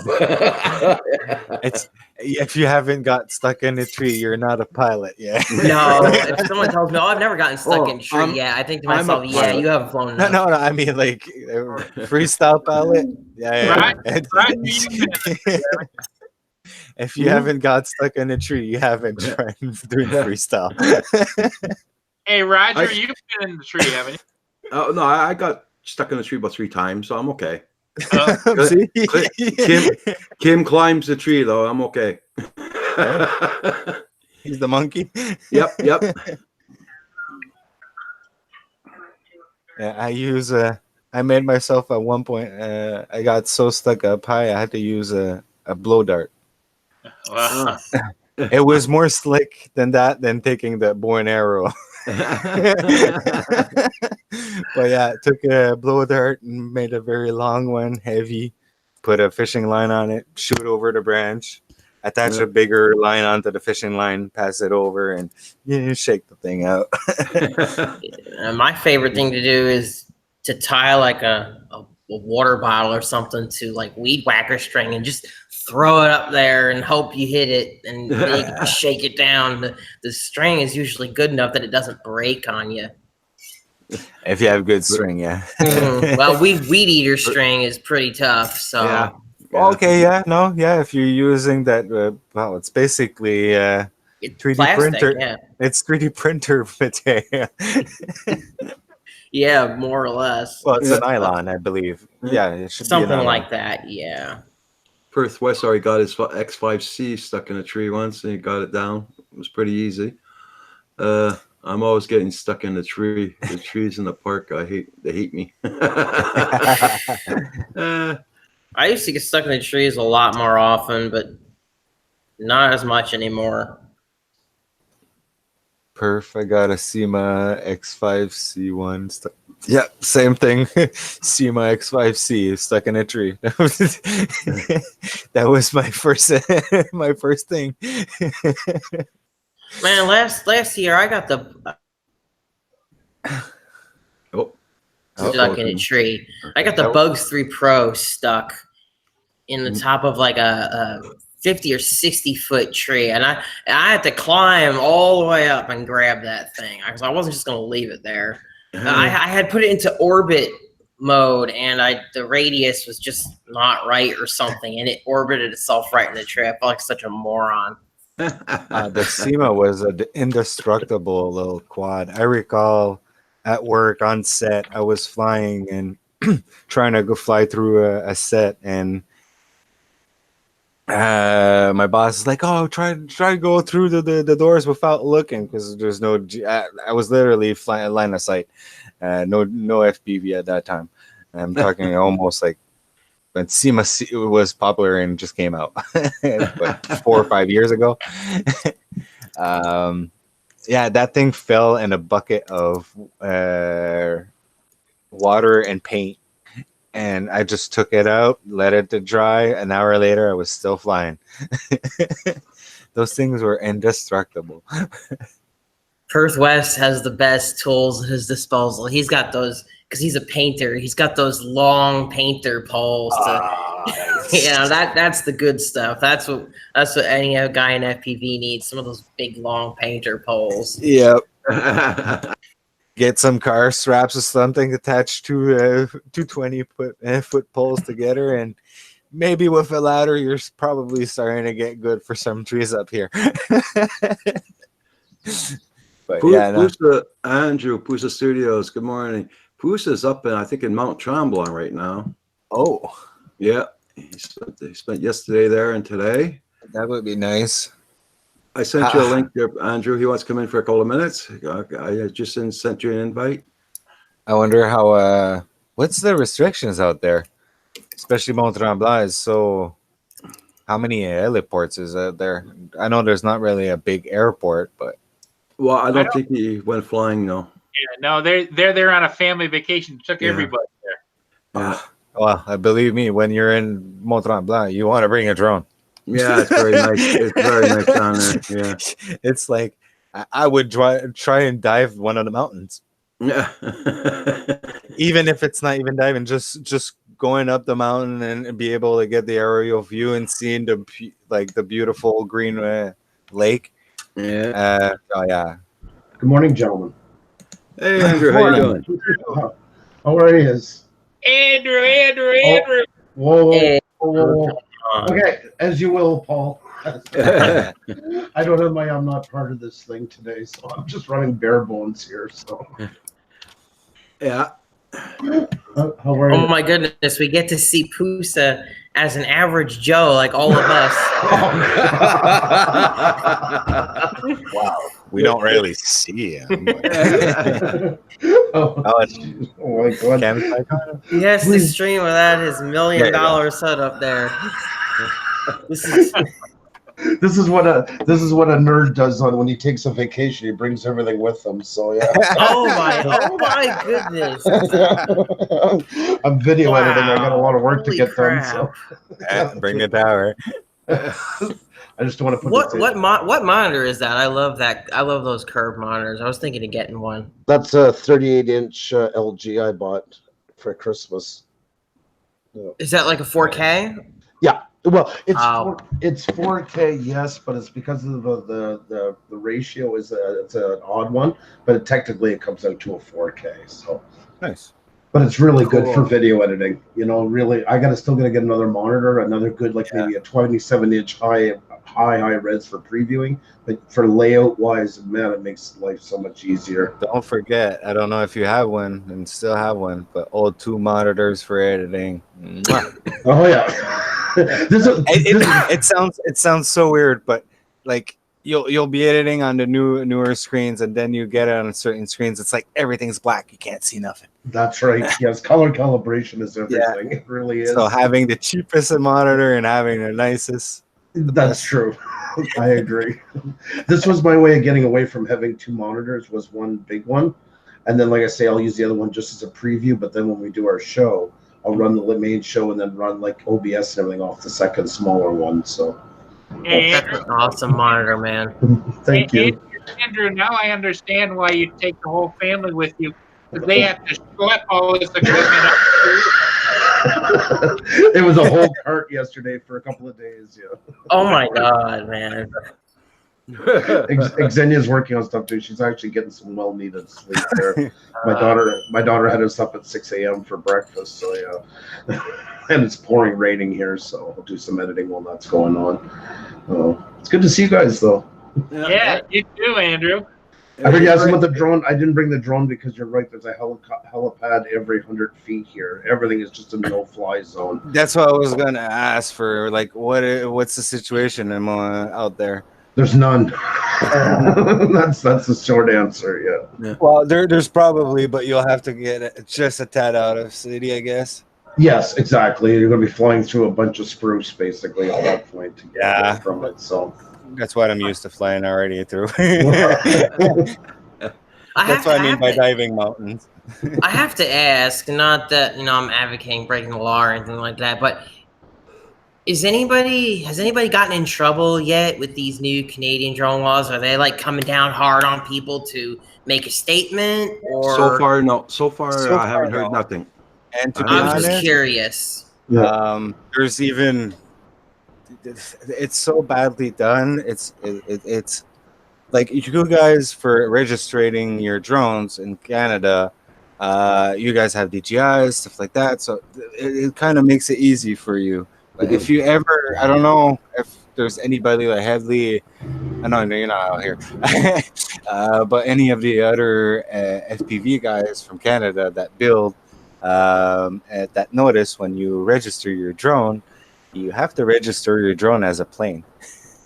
And I don't have a camera anymore. No, my Apparently. camera's off. Yeah. Yeah, I just noticed. Sorry, boys. I like your thing though. It's quite mesmerizing. Oh, There you go. no, still no cam because yeah, Dum plugged my I plugged my hot iron in my camera. Oh, And well, come on, switch back. There you go. there. So 250 grams. So fuck. There you go. Yeah, Blizzard answered your yeah. question there. Yeah. that is my thing. I'm waiting on a lot of my new rigs are going to be all long range sub 250. I ordered a bunch of iFlight stuff, so You guys will Waiting have on that for a while until they do what they did here in America and they get rid of that limit. Because yeah, that's what I'm waiting on. yeah. But not only that, like I said, I just built my drone. I was going to my friend's place up north. There's no restrictions. I'm in middle of the woods. That's it. So like zero restrictions. So I register my drone. I come to register my drone. I'm looking through. Okay, I can get a fixed wing. I can get a mix. I can get a hybrid. I can get an ultralight, and I can get a rotary wing. Where's the rotary? Where's the drone? Where's the stuff that when you build like? So I went under rotary ring, I guess. Yeah. So I went with the most logical thing because my drone is built. It's not something I bought. I can't. now our registration system here really is so much easier. And what's sad is like, I know there's a lot of people that don't like to register because they don't want to hand their information over to the government and all that. And it really is. It's just so easy to register, and it's not anything the government technically doesn't already know about you. I mean, that's exactly. kind of the way I see it. Especially if you have already a license, driver's license. And to me, and I was making this point to somebody the other day because there were a whole bunch of people on this forum that I'm on who were like saying, screw the government. I'm never registering. And I'm like, okay. But here's the deal, dude. Let's say you do end up in a situation where you have an officer who knows his stuff and he's got a bug up his butt and he wants to come after you for flying. And he goes, where's your car? Where's your registration?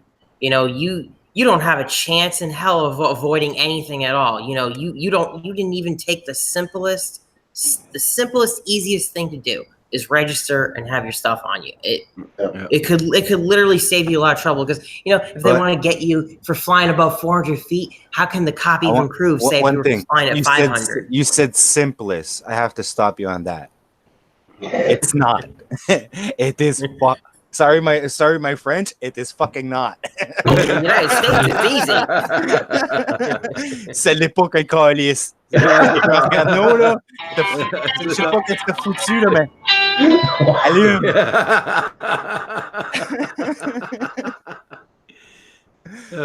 Yeah. Oh my goodness. Scientists with good brains, like. Hey, John, you and I as Americans, we understand it as simple over here. Our brothers over there in Canada, nothing is simple in Canada. No, exactly. They have to make everything hard. They have to make everything hard. They get taxed to pick up a restaurant menu and think about ordering. Oh, you haven't sit down yet, and they're already charging you Yeah. like a taxi. That's why I was saying, hey, at least craft dinner seems pretty simple. We love our craft dinner, believe me. Yeah, but, Oh, but we can afford. Roger, you like it to the extent of it. A craft dinner over here is 33 cents in the grocery store. You're probably paying close to $1, you know. So On yeah, sale. a buck, On a buck, sale. a buck 49. Yeah. oh, $1.49 on sale. Yep. What? Oh my god. No, a buck 49. Well, at least it's A food. box. No, actually, it's processed So- food. We still pay taxes. Sometimes it goes down to 77 cents. Yeah. That's your special. That's your special. Oh my Yeah. god. Every Walmart Roger's is on right. That's the minutes first after part. that sale starts. Everybody walks out with a shopping cart full of it when it's at 77 cents. Yeah, that's it. Family's eating the High Life my for the next 2 goodness. weeks. That's And because it's past date. That's why. and that brings us to Pretty the much. other issue is why isn't somebody in smuggling? You know, I understand smuggling drugs, but smuggling food to you guys, you know, I mean, it's like It's something that actually happens. Yeah. You're laughing about it, but it's actually it's something. But on the other side too, I mean, there is an upside. I mean, the side is on the taxes, but I will tell you right now, as a personal business owner, Mhm. I have a lot of bad things to say about Quebec and the way it's run. But if you have no insurance, which I used to always have, if you don't have it, there's a lot of benefits, especially if you have children in that here. That the taxes do help a lot. Oh yeah. I will give that part. Yeah, as someone who's self-employed too, I can understand that as well. Yeah. I mean, we're paying out. I have to pay out the nose for healthcare here in the United States. So, My children, till the age of 18 or 25, if they go to school, all drugs are 100% covered. There's no deductible. Yeah. Xenia's on a lot for fibromyalgia and everything in that. The maximum you could pay a month here is $85 out of pocket on the deductible. So if it comes up to, it would be $800 a month your deductible, you still only pay $85. If you're a senior citizen, it's back to zero again. So I gotta say that part. I mean, there is some part. No, nothing's perfect anywhere you go. Yeah. nope. yeah, It's one end or the other. I mean, you can literally you can literally get yourself in a lot of trouble here in the United States if you have one hospital trip and you don't have health care, and if you have any assets, they will try to come after you for them. It's really not a good situation. Yeah. That part's hard. Yeah. I would be probably dead in the street if I would be living in the States, right? I mean, Like I have Crohn's disease.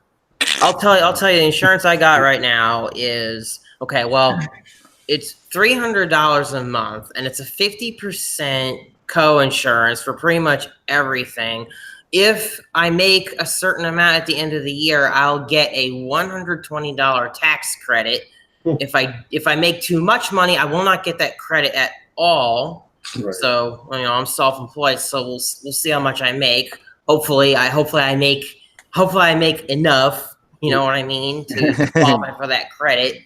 Right. And the maximum out of pocket, I think, is like $7,000. So basically, like, let's say I have to go to the hospital, I'm gonna end up owing $7,000, and that's for just a year. So, like, let's say you have ongoing health problems. You could hit that maximum out of pocket every single year, depending on your insurance plan. Fast. I mean, John, here's an example. A friend of mine, I grew up in the Gaspésie, that's Eastern Quebec, rural area. My Yeah. friend's father, they noticed something was wrong, they thought he had a brain tumor. So this is rural hospital, so they sent him to another place about 2 hours away. They had to take him by Medi ambulance. They did the scans there, they confirmed he had a tumor, brought him back. Then they had to send him to Quebec City for the operation. That was a 6-hour drive, so they flew him, Medivac plane. How much that cost? 3 weeks of all this going, and he comes out with a bill of $0. Like, He was lucky. Well, because it was an emergency. At one point, that's where the government Yeah. was sit in. If it was an emergency, and it could have probably cost them a fortune. Yeah. no, he wouldn't pay in Quebec. I mean, for that one, I paid in Quebec once for a fucking ambulance, almost $300. Oh, the ambulance. Yes, if you call from your house and it's not a threatening emergency, yes, that's one thing that's not covered anymore. That is true. Yes, but everything else. But I mean, the plane probably cost $5,000-6,000 minimum. Oh yeah, but that's all Wow. covered by. Yeah. You know.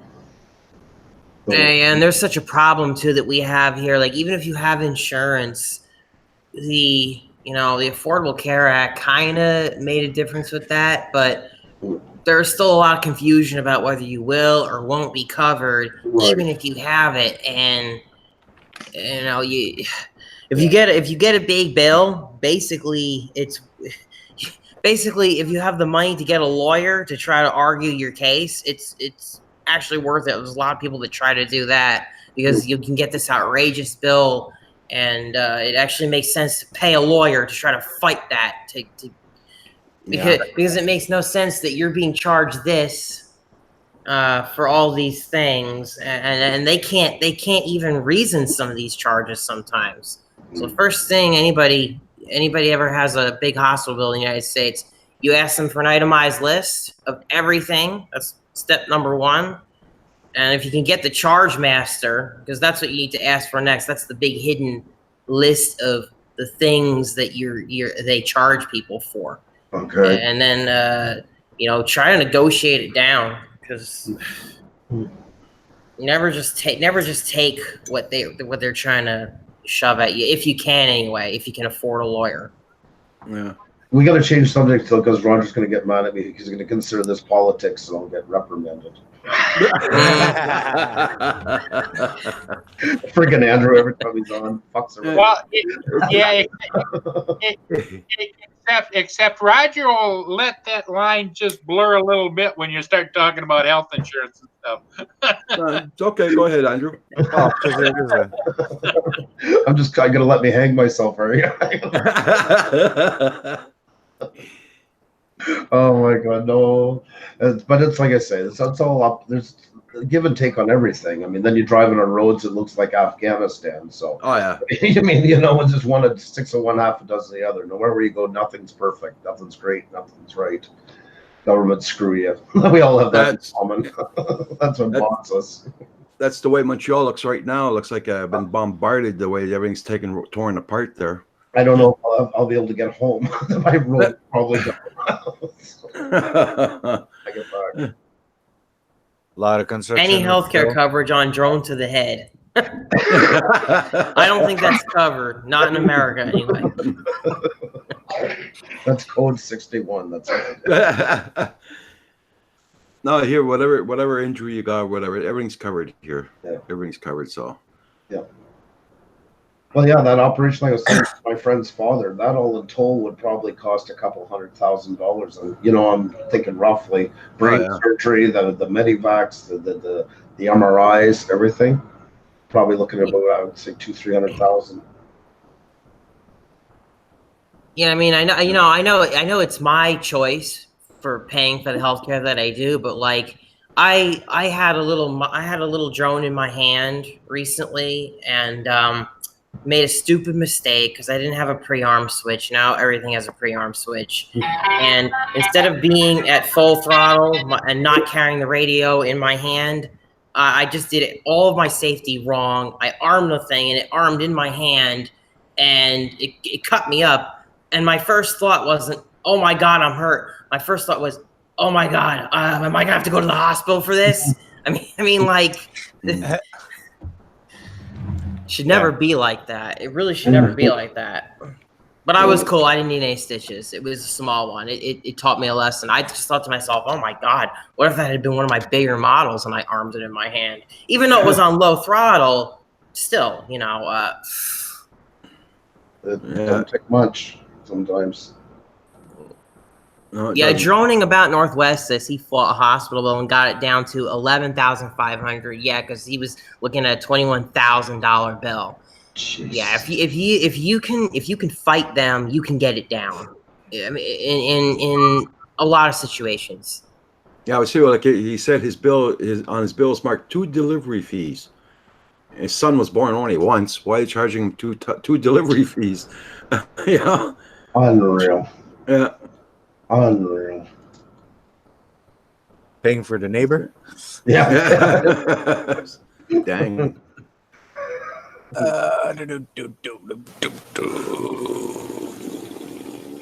Damn it, TBS. Why? trying to plug my. Hey, Gearby, Brian Gearby, how you doing? Good morning. Good morning. Where is it? Where's the Yeah, wire? so Andrew, how long you be staying down there for? I don't know. We might stay another day. Yeah, we're still waiting. We got a crazy ass deal in this hotel, so I might stay another day as well. We weren't sure. I wanted to play it by ear with the weather, but I am getting a lot of editing done. So even if it rains, kids are Yeah. happy. Oh, okay. I hear it's pouring like a bugger outdoors right now. Yeah, it's starting to wind off a bit here, but it's gonna come back. It's not done. It stopped raining here. It's muggy, but it's not raining. Just enough rain. Andrew, I was going to ask you, even though it's raining there or not such nice weather, the kids are still having fun. Aren't they doing things? Well, right now they were happy.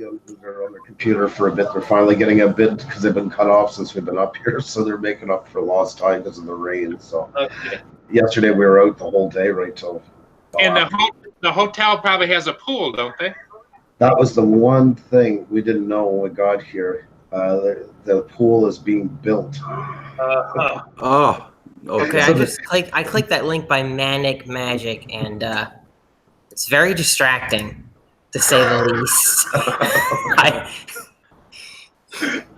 You piqued my interest, John. I gotta take a look. Go ahead, click on it. You'll Oh, figure there out why she it's. is. There she is.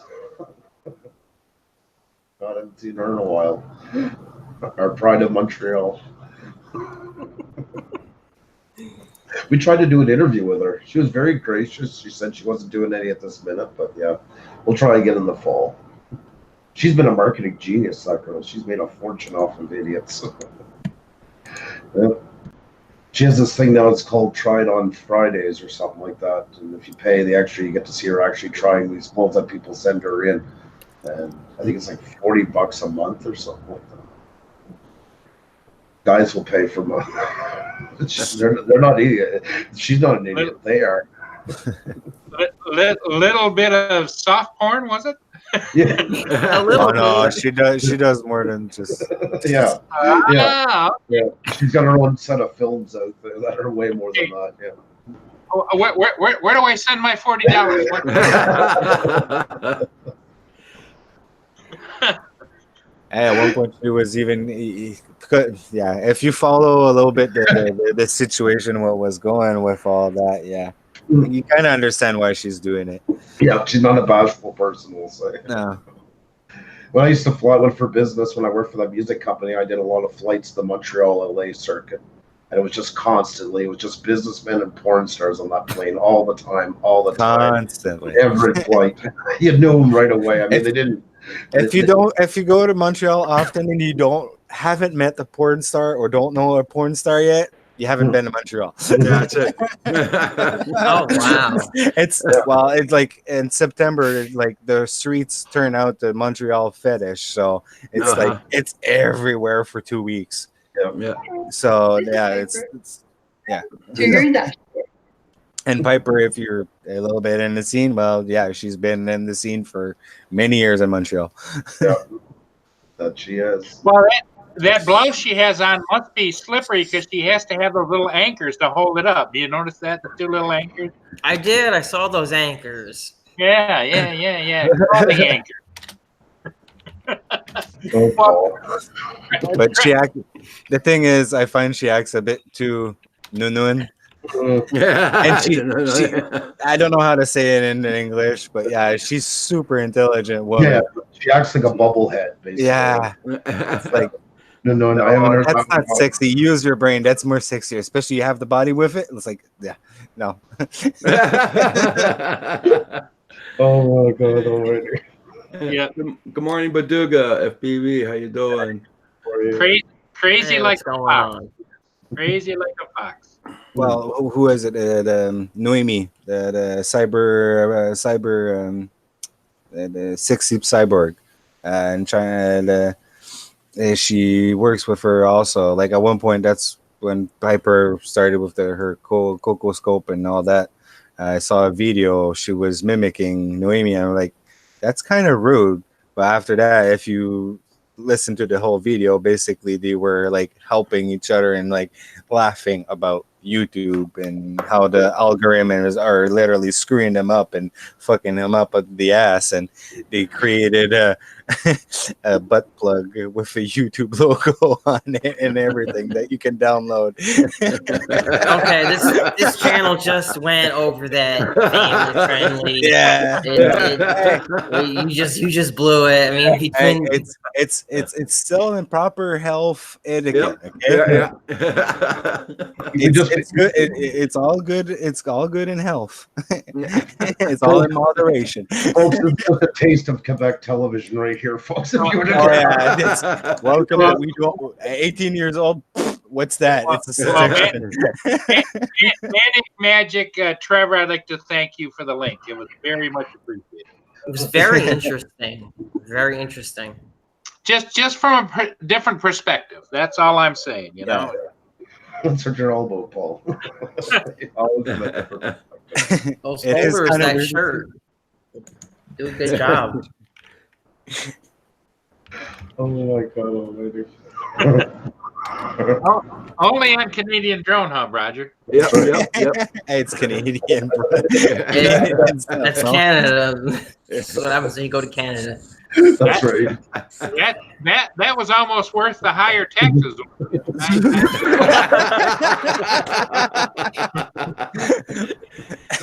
All right, I'm gonna buy craft dinner. I'll buy craft dinner for everybody. There you go. I'll smuggle it in. Don't you guys have like special flavors with that? No, but I bet Piper would have some suggestions if you put that in the chat. So Centroid and Val will be here on the 17th of July. For Roger Palooza. Yeah. I'm still trying to see if I can make it out there. You're welcome. You're welcome anytime. Yeah, it's all about work. I know I have a few smaller movies on the upcome, so Okay. I'll be stuck on set. Did you? Whereabouts do you live again? Ottawa. Okay, Ottawa. Okay. So yeah, I'm literally smack Ottawa, so to about 2 hours away from you. I love Ottawa. That's my favorite city in Canada, I think. Mhm. I'd love to move to Ottawa. It's- Always. It's a nice place. It's a really nice place. It's a nice mix of everything. Yeah, very openly friendly people. I still prefer Montreal a little bit more for the openness, but by I mean openness is things are open a bit more later in Quebec side than Ottawa. Yeah. Like Get here, some more hours. past 2 a.m. in the streets here. There's not much downtown. Other than if you're in the market, there's no action. Yeah. It dies. So versus Montreal, yeah, you stay in around St. Cat or around the Berry, and yeah, there's always action. Yeah, that's true. That's true. But I just want to point to, guys, don't forget to check out Paul's latest ship video today. I got the thumbnail up already, so definitely check this out. So, yeah, so Link it up. Dang. funny as a meme, not so funny when you were standing on the deck taking the photo, I'm sure. It's all relative. It's all relative. All right. Yeah. It's more the impact. Or would you say you being the photographer, Andrew? It's all perspective. That's right. This is true. Very well said. One of those Very boats. eloquent. What, half an hour to stop one of those boats or something like that? Takes a while. Yeah. And I was going to ask Paul. You should know. Calm sea, it takes about a half a mile to stop a ship if they go full astern. Wow. If the bigger, those great big tankers would take up to 1.5 miles to stop. Good morning, Valerie. Good morning, Val.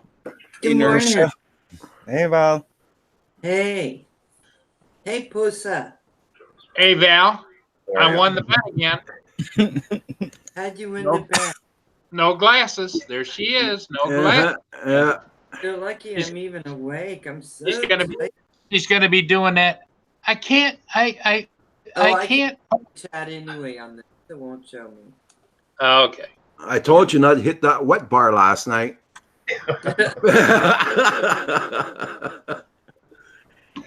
Just don't Oh talk my to. God. So I got more driving to do today, but I thought, before I have to leave, I'll come on and say hi. Well, Val, did you see Andrew is in his hotel room at the big the big what's the name of that place? Mount something? Mount Trumbull. Yeah. Mont Tremblant. Mount Tremblant. Mount Trumbull, this is a- Yeah, his room is looking much more impressive than mine. I think Well, you know, when you're royalty, you're royalty. You know, Oh, Val, please. But are you? at breakfast and the eggs were running some weird liquid, so Oh, I'll get breakfast somewhere else. oh. I'm just like, Oh Actually, no. Too bad, I gotta say. Mount Tremblant is kind of like I say, a bit like Aspen or Banff, Alberta, for the Nice. east. Yeah, it's about an hour and a half north of Montreal. What's his name? Michael Douglas and a few other people have houses up here. They have the Ferrari races each summer and stuff like that. How Yeah, the hell it's you get it's that the big rich old shitty. green? Yeah. What's that? How'd It's you get the green. I can't hear you. Sorry. You keep getting cut off. she wants to know about your monitor. Oh, I have my monitor with me. If that's what you need. Oh jeez. Hey, Val, when you get to a certain level, that's why he has all of his children and wife. They schlep all that stuff around for him. That's right. Yeah. I had them. I had them for a reason. I can see him now. Ksenia, you can't bring your luggage. No. I'm trying to turn the camera because Xenia is getting some sleep, so I don't want to disrupt her. Is She- she sleeping? Yeah, Audrey had her up at 6 this morning to go for breakfast. Oh, yeah, How was the breakfast there? actually quite good. They just redid this whole hotel's been redone from bottom to top. Unfortunately, the pool isn't finished, but that's all right. Oh So my get And a he's- little- And Andrew can report no runny eggs there, Val. So I don't know where you're staying. yogurt, because I just don't know. I thought this might be the case. Val, everybody saying hi to you in the chat. Hey, Roland, how you doing this morning? Hey, bro. Yeah, well, exactly, Kim. There's no flies and there's nothing here. You don't see any drones anywhere even close. No? No, it's all parks around here. Plus, like they were saying, like helicopter pads are everywhere. So yeah, I haven't seen one drone since I've been here anywhere. Let me see on here. Oh my god. Big picture of Paul.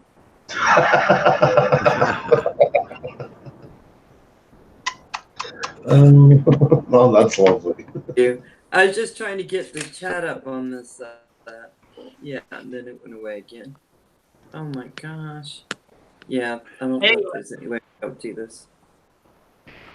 That's the area we're in right now. You can see Montreal down to the lower part here. We're up in this part here. It's all Appalachian Mountains basically. But Okay. yeah, the park is everywhere here. You're surrounded by them and like helicopter pads every mile or so. Mhm. So, Yeah, it's the rich. yeah. It's the rich city of Quebec. That's It's why where all the rich people have their cottage. oh, some Yeah. beautiful. And Andrew's already been talking to realtors, so he's getting ready for his. Like seriously, it's the last place you want to have a cottage. Well, he It's- told the realtor if he's not next to somebody bigger than he is, that he wasn't interested in the property, and they said, "But Andrew, nobody's bigger than you are." No. Do you know there's only in Mont Tremblant there's only a certain time of the day and week that you're allowed to work on your own property or make noise or do construction if you want to work or Like if you're a DIY guy and you want to have a shed in the back and cut a piece of lumber, you can actually get it from That fits into Andrew's schedule great, doesn't it, Andrew? I put down you and the pot, the crock pot as a reference to the realtor, so they got a call today. Did a good word for you. It's like one of the worst place almost to live for. So that's For because reglementation, it's just that's because the pressure cooker is wired into the real estate business up there. It has a good name up here. Yeah, I see Yep. the picture. yep. Good way to say it. Val's sitting there, and I got up for this. Hey, Yeah, Chad you did. Random. Go back to bed. Oh my god, it's too funny. I couldn't hear you, Val. I was going to tell you to speak up, but I don't want you to wake him up, so we'll be quiet. So. It's in the other box. I see his reflection in the back. Good looking guy. You did well last night.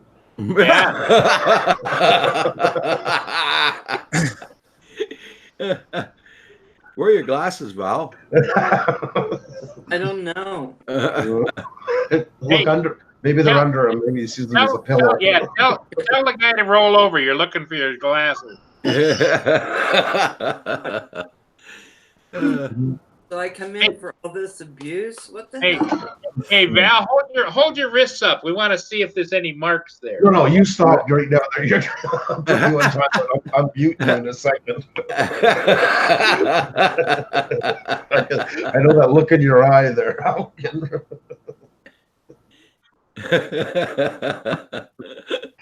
Oh, Paul. I think my kids are a lot of work until I come on with Paul for an hour. And I'm like, they're kind of easy to deal with compared to Paul. Right? Oh man, there's a nice breeze finally blowing in here, mountain air. That's what I was waiting for. Before I go back to that crappy ass city. So it's going to be hotter back at home, isn't it? Oh, yeah. Andrew? Muggier too, yeah. Okay, so we have 1, 2, 3, 4, 5, 6 people. Who's the one with the mute on? John Coopy. Oh, he's in bed? No. He has a 24/7 video going now? Yeah, you follow the life of John, man. Like the And giant. every once in a while, we've been promoting Roger for his. He's going to be up tomorrow morning at 2 a.m. doing his early show. And Val has said that she will be on with you, Roger. I might still be driving. So it won't be me. Do you have another meeting today, Val? Yeah. Yeah, I do. So that's why I'm not sure. That's why we talked. Maybe I might be able to get home in time to do a 9 o'clock tonight, 9 o'clock Eastern tonight, and then I take off tomorrow to go down to. Don't forget the shit show tonight. So you're going to do the 9 o'clock Val's Life, then you're going to do the 2 a.m. Canadian Drone Hub. No. Then you're going to leave to go where? Yeah, don't forget the 10 p.m. Shit show tonight. Oh, yeah, there you go. Can't do it all. Okay, I'm back. Hey, Val, what's going on? Oh, nothing much. How you doing, John? Are you at a hotel too? No, No, he's No. in a new house. new house. Yes. You ran now. I was woken by my cats this morning, and I just said, "Screw it! They're not going to stop wanting attention." So here I am. He's awake. So here I am. There you go. I'll get up, have some coffee, and Sorry, guys, just a sec. I would imagine if the cats are that demanding, Coffee. I'm wondering how long it's going to be before they get their walking papers. Oh my god. You know, I can see them with the little sticks over their shoulders with bags of kibbles on the end and head. I'm pretty sure it's just that in part I think they're just a little angry because I don't know if you caught earlier, but I had one of them get stuck in the vents. I was telling Roger about that earlier. They flipped the vent cover off on the floor under the bed, and the fat one, he went down the vent from the upstairs room, and he started moving around up in here, went from vent to vent to vent until he finally stopped, and he just started meowing, and I'm like, oh no, there's a cat in the vent. Yeah. So, I mean, I knew exactly what had happened right away. I just couldn't believe that it did. So I unscrew the vent, and I try to get to him. Me and my girlfriend were trying to see if we can get to him. And the hole that they'd cut in the duct was just not going to be big enough to get him out. And I don't have anything to cut metal here. There was nothing, I didn't even know what to do, what the best course of action. I'm thinking, do I cut into my duct? Then I have to fix it. I ended up calling HVAC because I didn't know what the hell to do.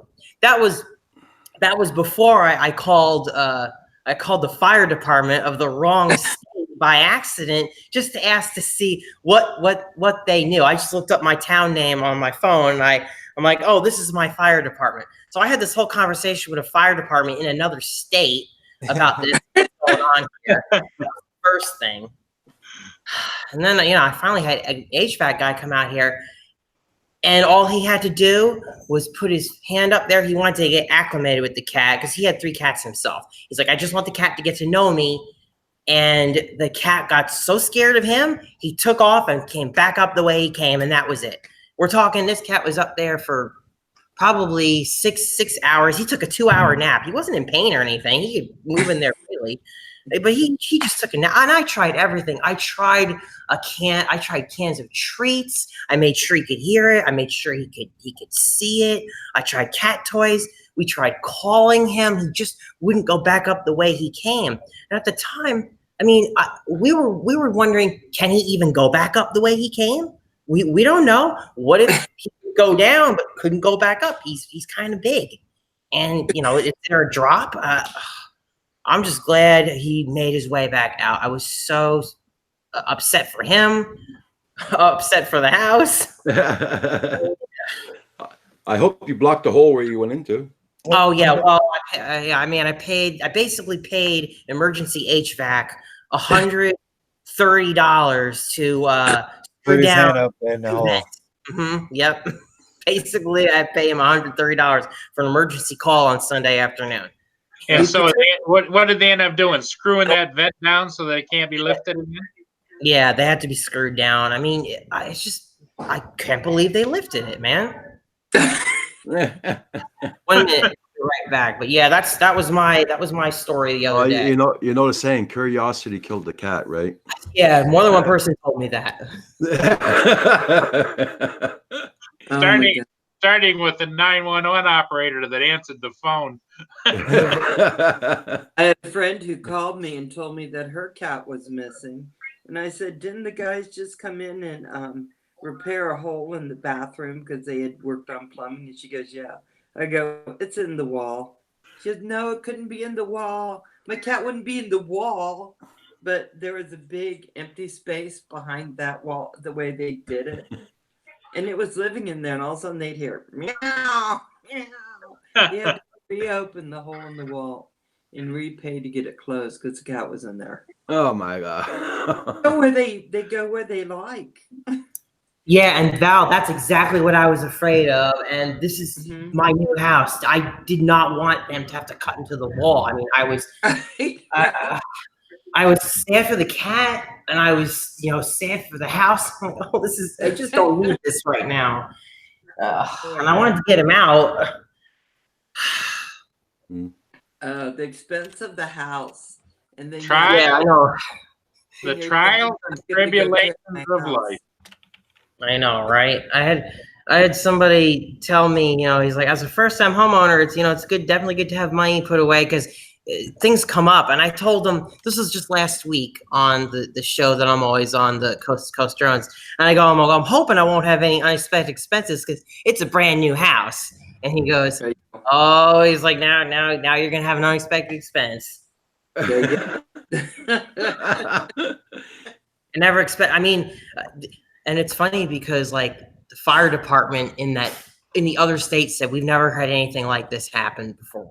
Even the HVAC was like, we've never had to deal with this before. This is a new situation. He's like, I'm gonna have to call my boss and see if we can even come out and deal with this. We're gonna have to. And the cat is there going, "You're welcome." Yeah, I mean, he was just up there. He took a good nap for a good 2-3 hours up there. I'm just like, He is happy. good Lord. Oh my gosh. I'm right back. Oh my Okay. gosh, that is funny. Oh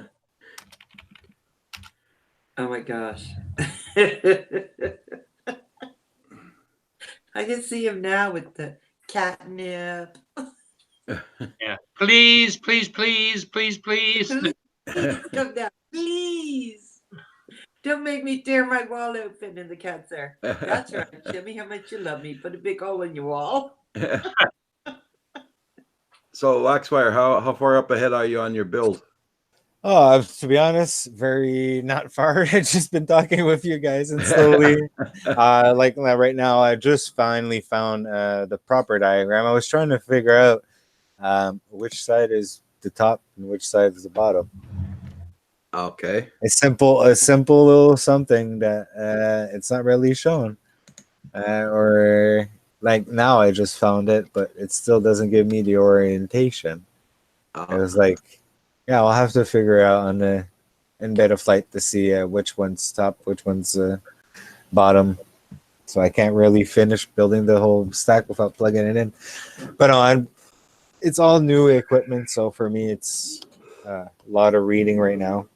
Okay. And I'm not a person that will build in a hurry. I can if I want to, if it's something that I already used to. But when it's something new like this, I'll go step by step, and I'm almost a cigarette.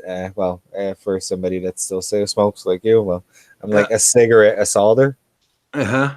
That's So it. when I do my solder, well, I know it's a good one because I took almost 5 minutes to it's that plug. No, it really goes there. Like I went 15 times over it.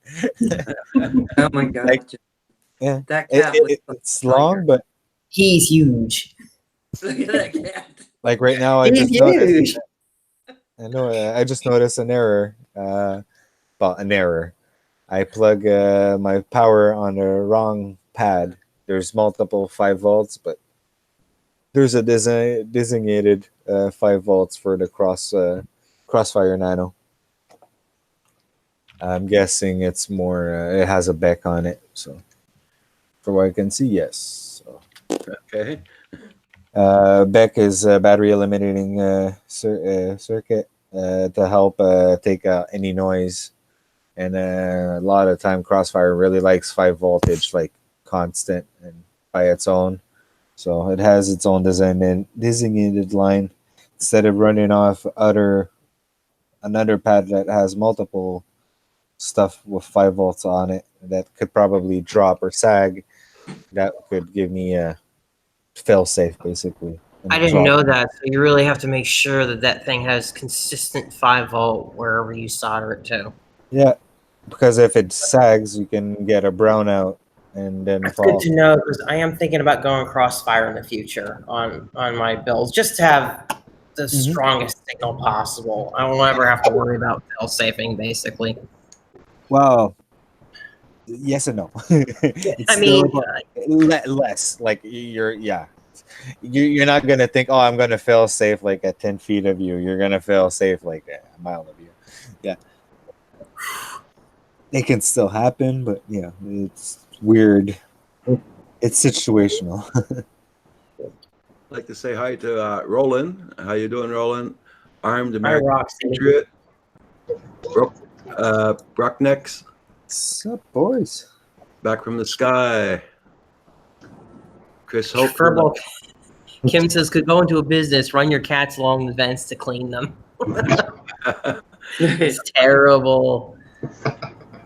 Oh, you know what else I was worried about? I was worried about the cat going deeper into the vents too and panicking and pooping in the vents as well. Like, oh, I had so many things going through my mind the whole time the guy was up there. I just, and now, honestly, you know what? You know what's crazy? I think they're making so much noise because they're angry because the vents are closed. Because the stupid cats have actually tried to go near those vents and poke at them and pry at them. They've gone under the bed. So I think that they've been in the vents maybe for the past, or at least the lighter one, but I haven't heard anything. So If you had your own tunnel system and you get a takeaway as a kid, would you? Same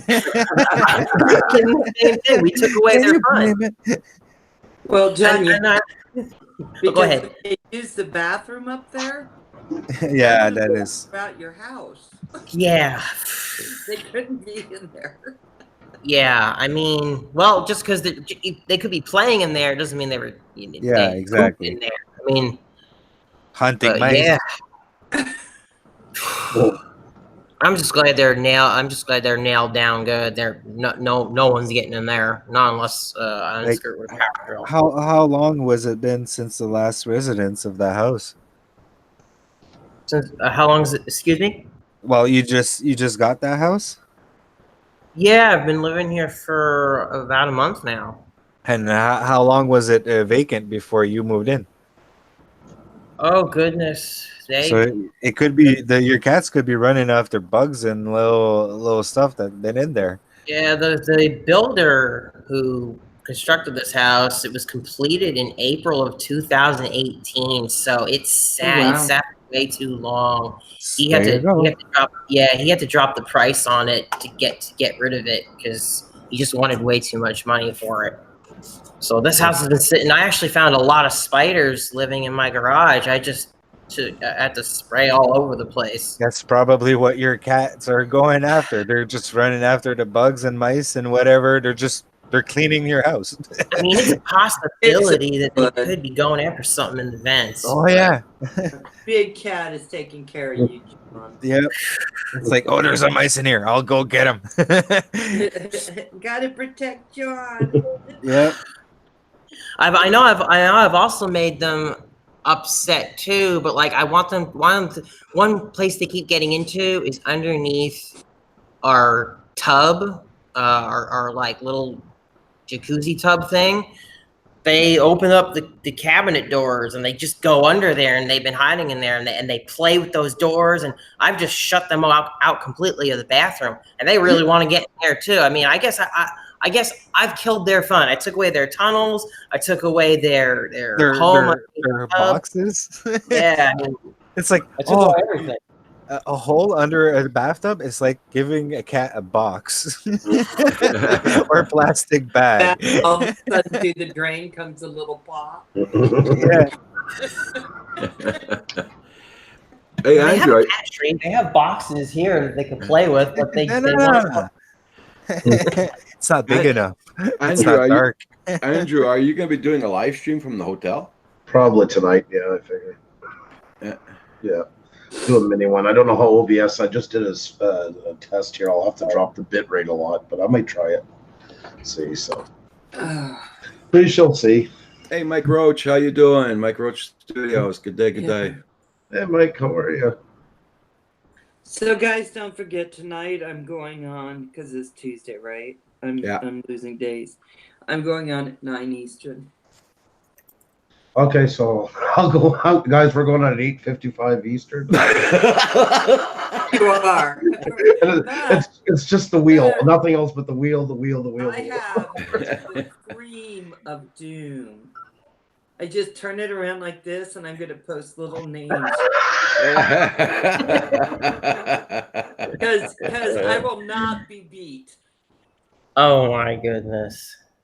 I will not be beat. If I have to, I'm going to go get that big fat cat at John's, and he will be my guest at my house. I'm going to say, come on, tell us what you found in all that in the walls. Good. Well, Roxy, tell us what you think, Roxy. Oh, yeah. Roxy's like, No comment. Talk about, talk about an animal that's so mistreated. Such a rough Roger, you're lucky. If you have any vents, there's no chance Roxy can even get in there. Oh, hell Well, no. maybe bust the vent. Get a Oh, leg yeah. oh my god. if it's the cheap plastic ones that are on the ground. It's like Prima Doom. There you go, Val. As good as this. Because this one, I turn it slowly. Oh, stop copying me.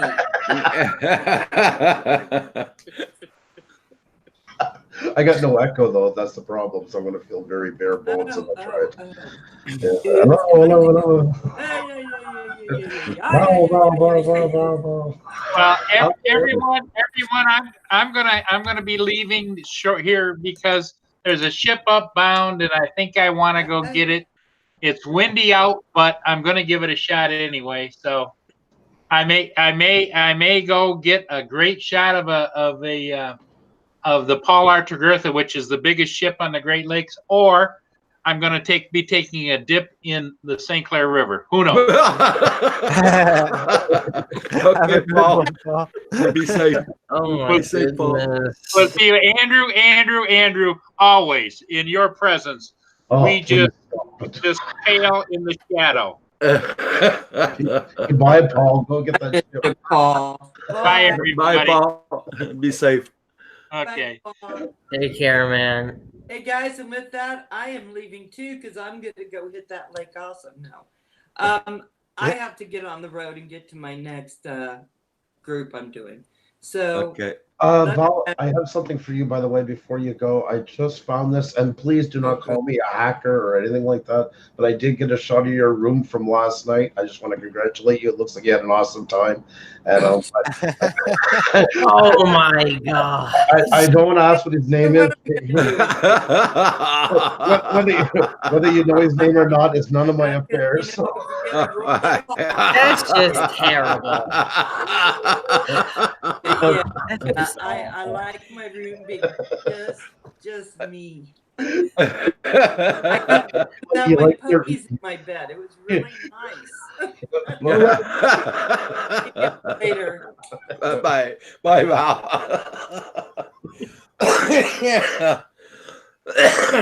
There, now I feel better.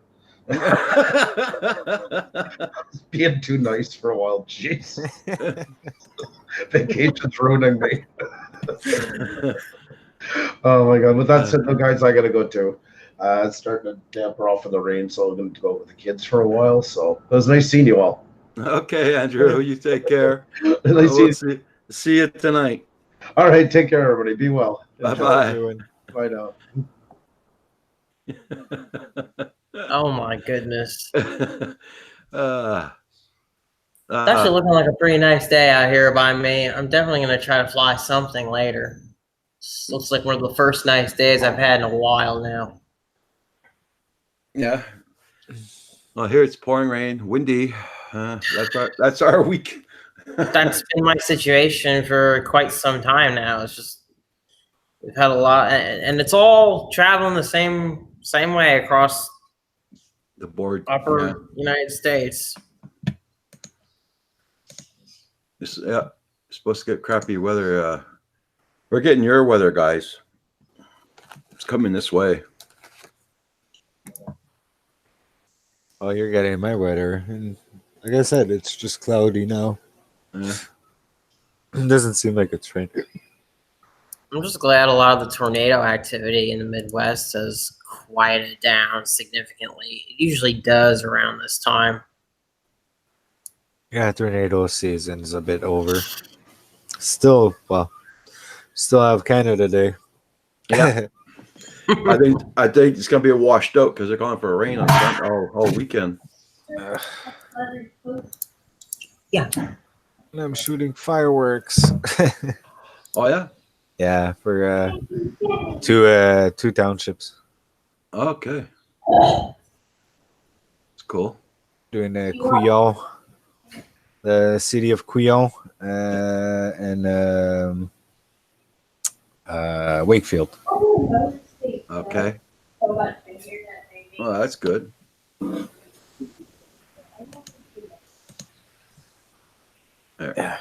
Yeah, Crillon is a bigger one. We shoot up to what 8 to 10 inches usually. So big fireworks, like.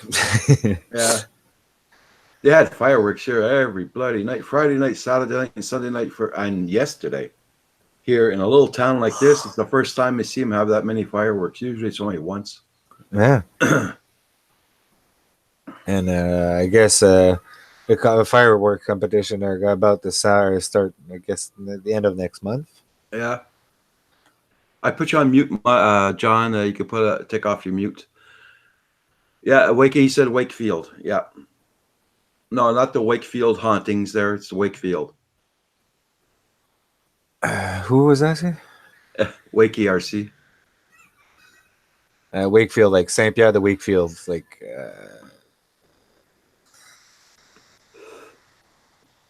Because of Wakefield, I think it's called Wakefield. There was a house in Wakefield in the UK that was haunted. Oh, you must remember that. No, not the same thing. I'm talking a little township. Okay. Yeah, it's a little township north from here. Not really far. It's like half an hour. Not even. Okay. Val-des-Bois. Okay. Valdemont. I always get the Valdemont. Yeah, I always get them mixed up because there's both. There's Val-des-Bois and Valdemont. Okay. I think it's Valdemont. Not mine, I hope. Not supposed to be yours, Wakey. Wake RC, yes, Wakefield. Like where the train used to go. The steam train. Hey, Adam Wake Ackerman, how you doing? I'm glad you're doing a lot better. Still not able to fly? Okay. Yeah, I was gonna fly last night, but I had to go get my son and all that. And by the time you brought him back home, and everything was too dark out to go flying. And that was the only best day I had really to fly is yesterday. Yeah, I have to run on the Quebec side today. Mm. I have to go see for CO2 aluminum tanks. Okay. More building. More building.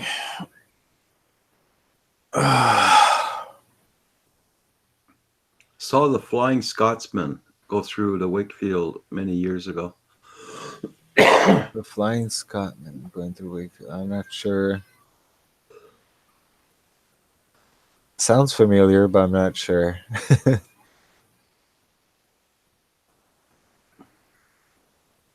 What was that, Wakey? Was it an airplane, the Flying Scotsman? Isn't that like the big yellow planes?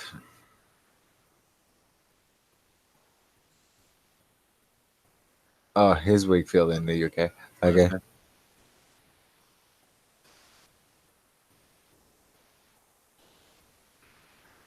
Oh, the train. Okay.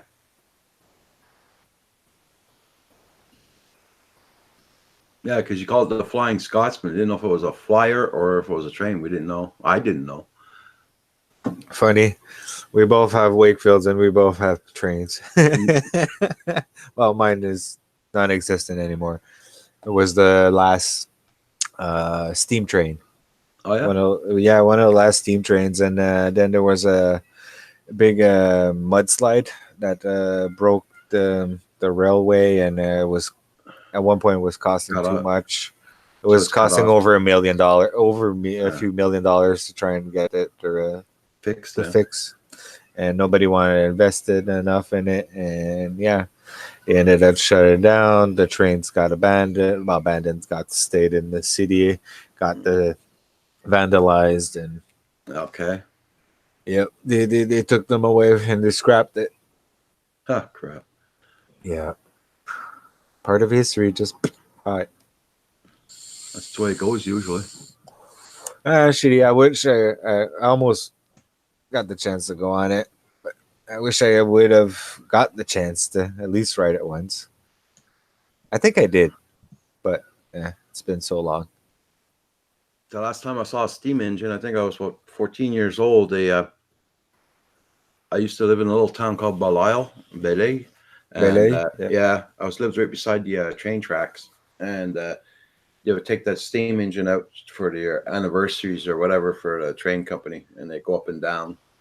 Well, they go all the way up to towards Quebec, and then they come back down.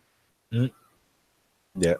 That's I recall as a kid, like very young kid, doing something like that. It was just, yeah, let's go on a train ride. So, Yeah. but too young to really remember. Yeah.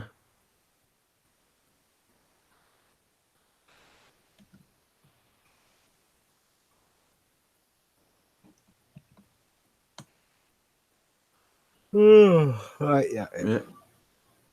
Yeah. Catch up you guys soon and pay some bills. Okay, back from the sky. I got a couple of bills if you want to pay. I'll give you mine too. Yeah. Well, actually, I'll just take your money because I just paid my bill. Well, if you want to pay my plaques for my car, $240 for 2 years. Mm. Well, I get them to take it off each month out of my bank account. I don't pay them cash. Yeah. A lot easier like that. Yeah, they asked me to pay. I got the letter, and at least I can do it online now. I don't have to run the DMV and be stuck there for an hour or something. It was annoying at the time.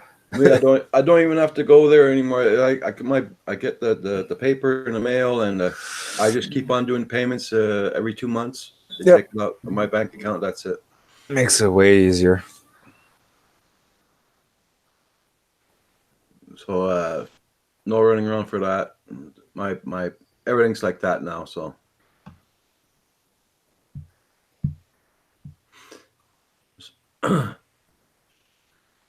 So if you have it on Saturday night, you must be busy then with all those fireworks and all that, right? Yeah. What day is Saturday? I work. I don't even work by the day anymore. I have to look at the date. 29th. The 29th. No, actually, I'm shooting the 30th and the 1st. Both of them are basically for Canada Day. Okay. I was supposed to do the 21st, but I was stuck working, so I didn't get the chance to go. Because if you have another build to do, it'd be good for a Saturday night if you want.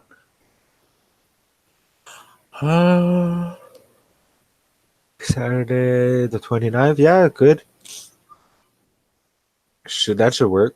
I'll get on at 7 o'clock at night though. 7 o'clock PM. Yeah. I don't know at what step I'll be with this guy if I'm not already flying it, but most likely not with my schedule. I'm looking at it right now, and it's like lately, we're the 25th. I have to build on set 28th. Yeah. Fuck. I got 3 days to build 2 flamethrowers. Oh, okay.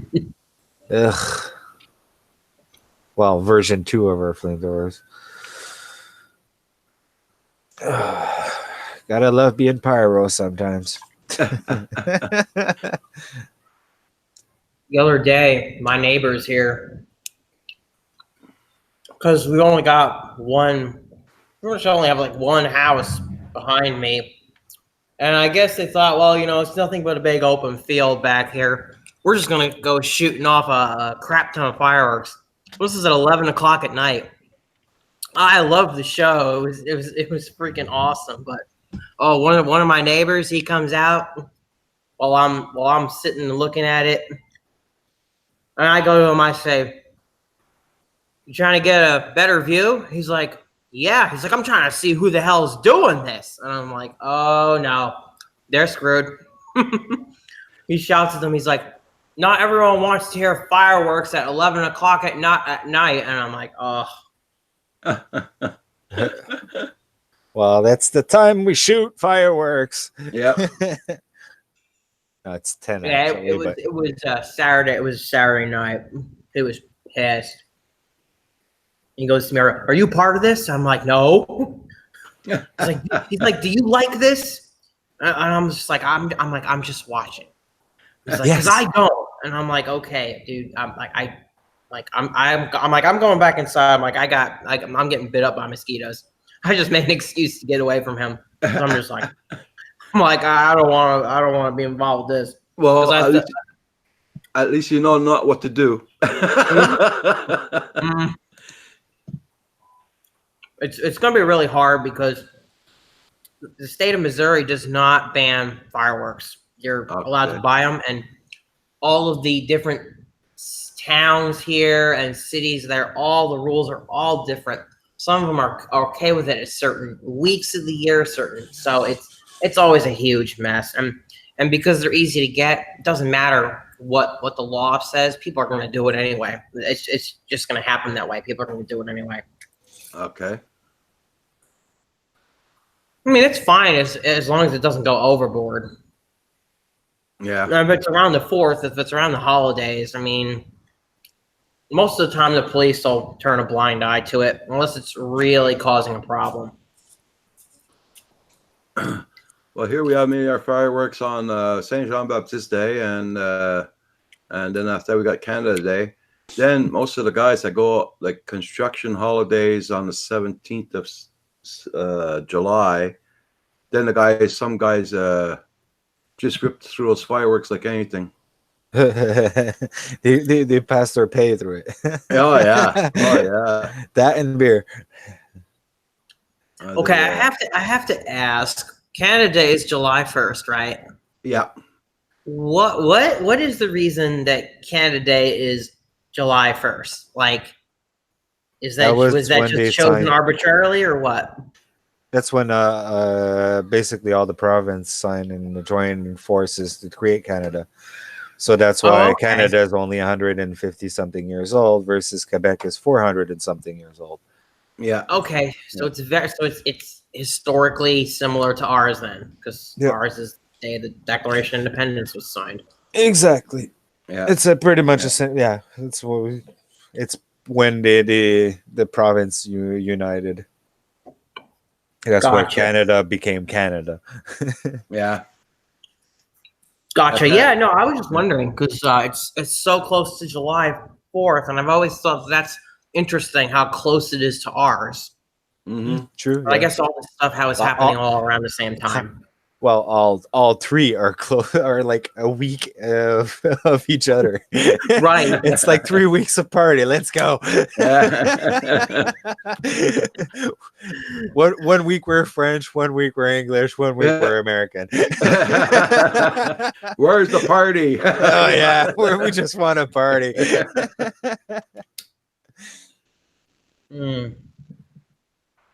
Because a lot of people down here, believe me, they believe in partying on their part, especially on Baptiste Day there. Saint Jean Baptiste Day. I mean, I've seen a lot of drinkers.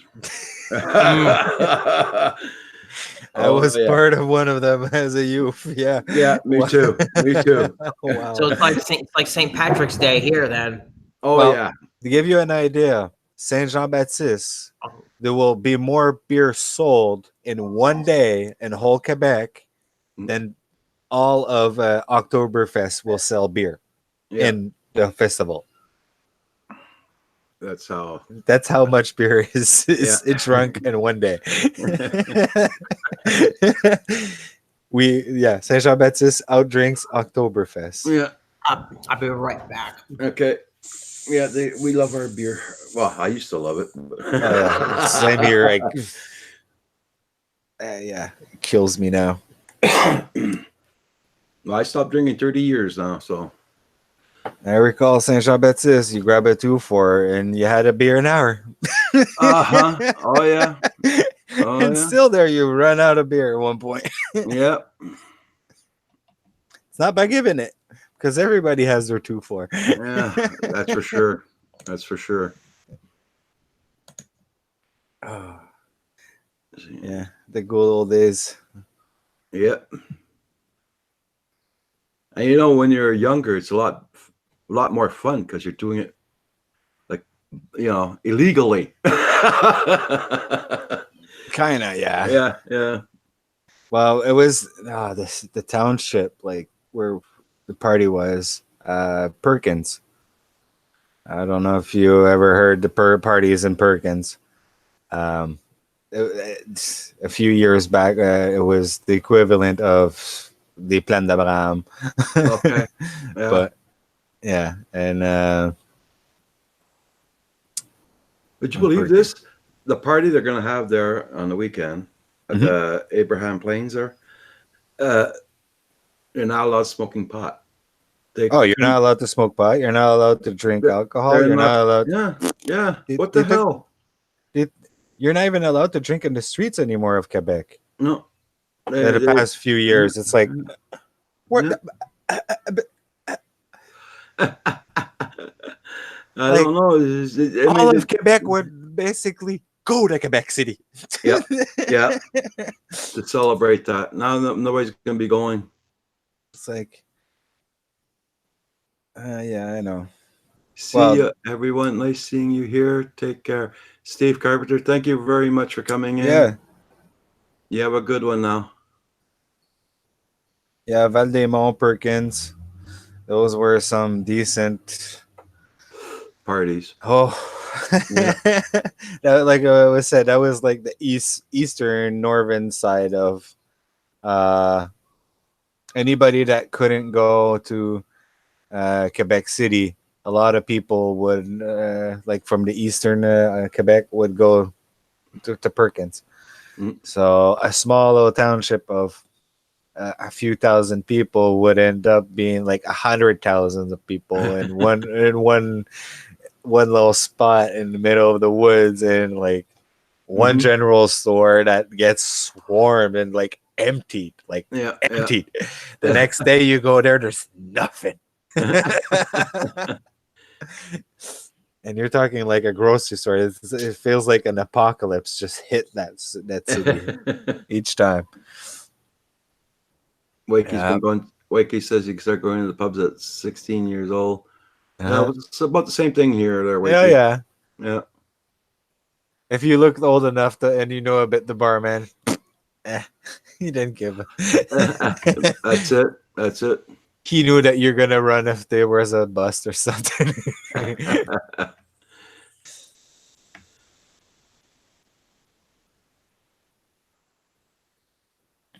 Mm.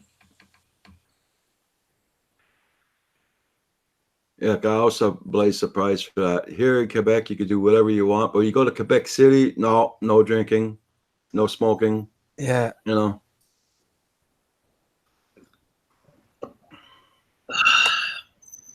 So, what you got planned for the 4th of July, there, John?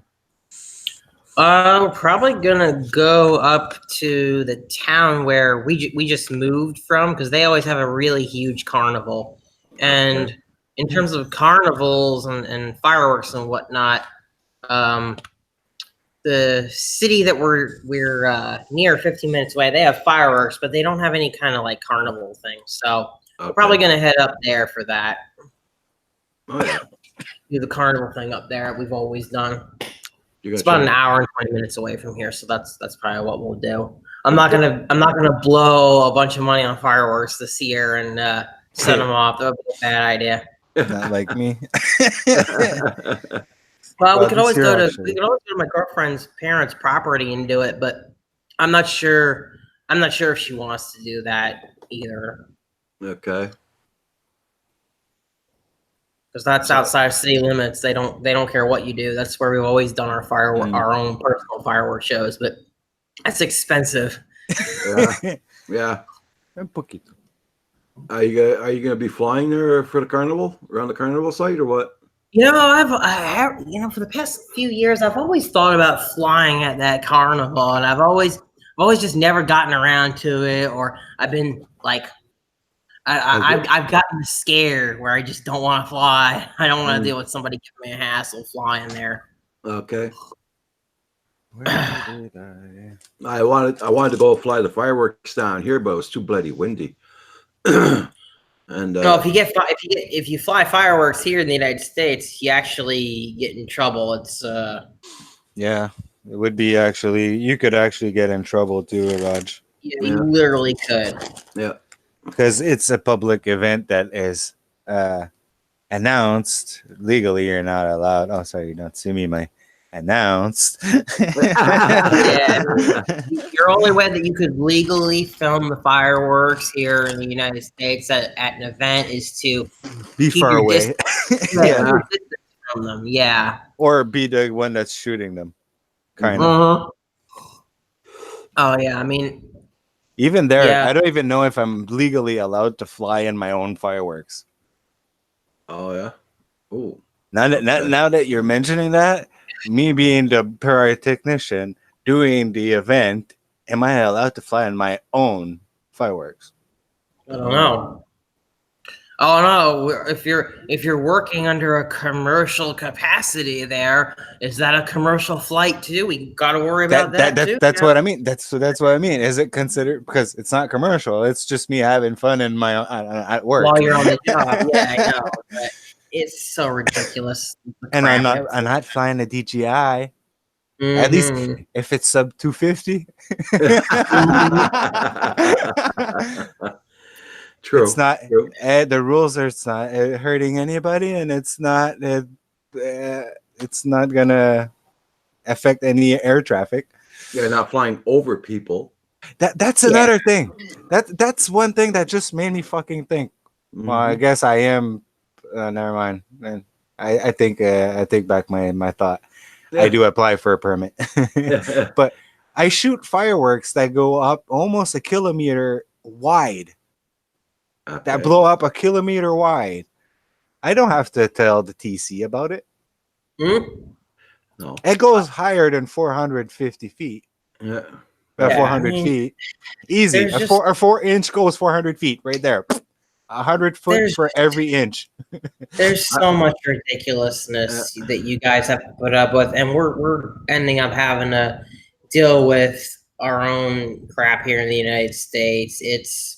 I mean, from what I'm hearing, or what they're trying to say is they're trying to make it seem like they want to make it easier. And yeah, pretty soon as a hobbyist, if you're within 5 miles of an airport in what is considered controlled airspace, you're not going to have to call the tower anymore. You can just input on an app and say, I'm flying, and it sends it, and it automatically approves the flight unless there's something going on. Because, you won't have to call the tower anymore. Yeah. But like, Because I saw a video the other day, a guy flying through fireworks. Yeah. I don't know who did it. I can't Oh, remember. for years, Raj. Like I did it with Zoe like last year because I was in the States and it was legal. Yeah. But adding fountains to quads or airplanes in the air. Oh my God, it's so freaking beautiful, especially a wing or something.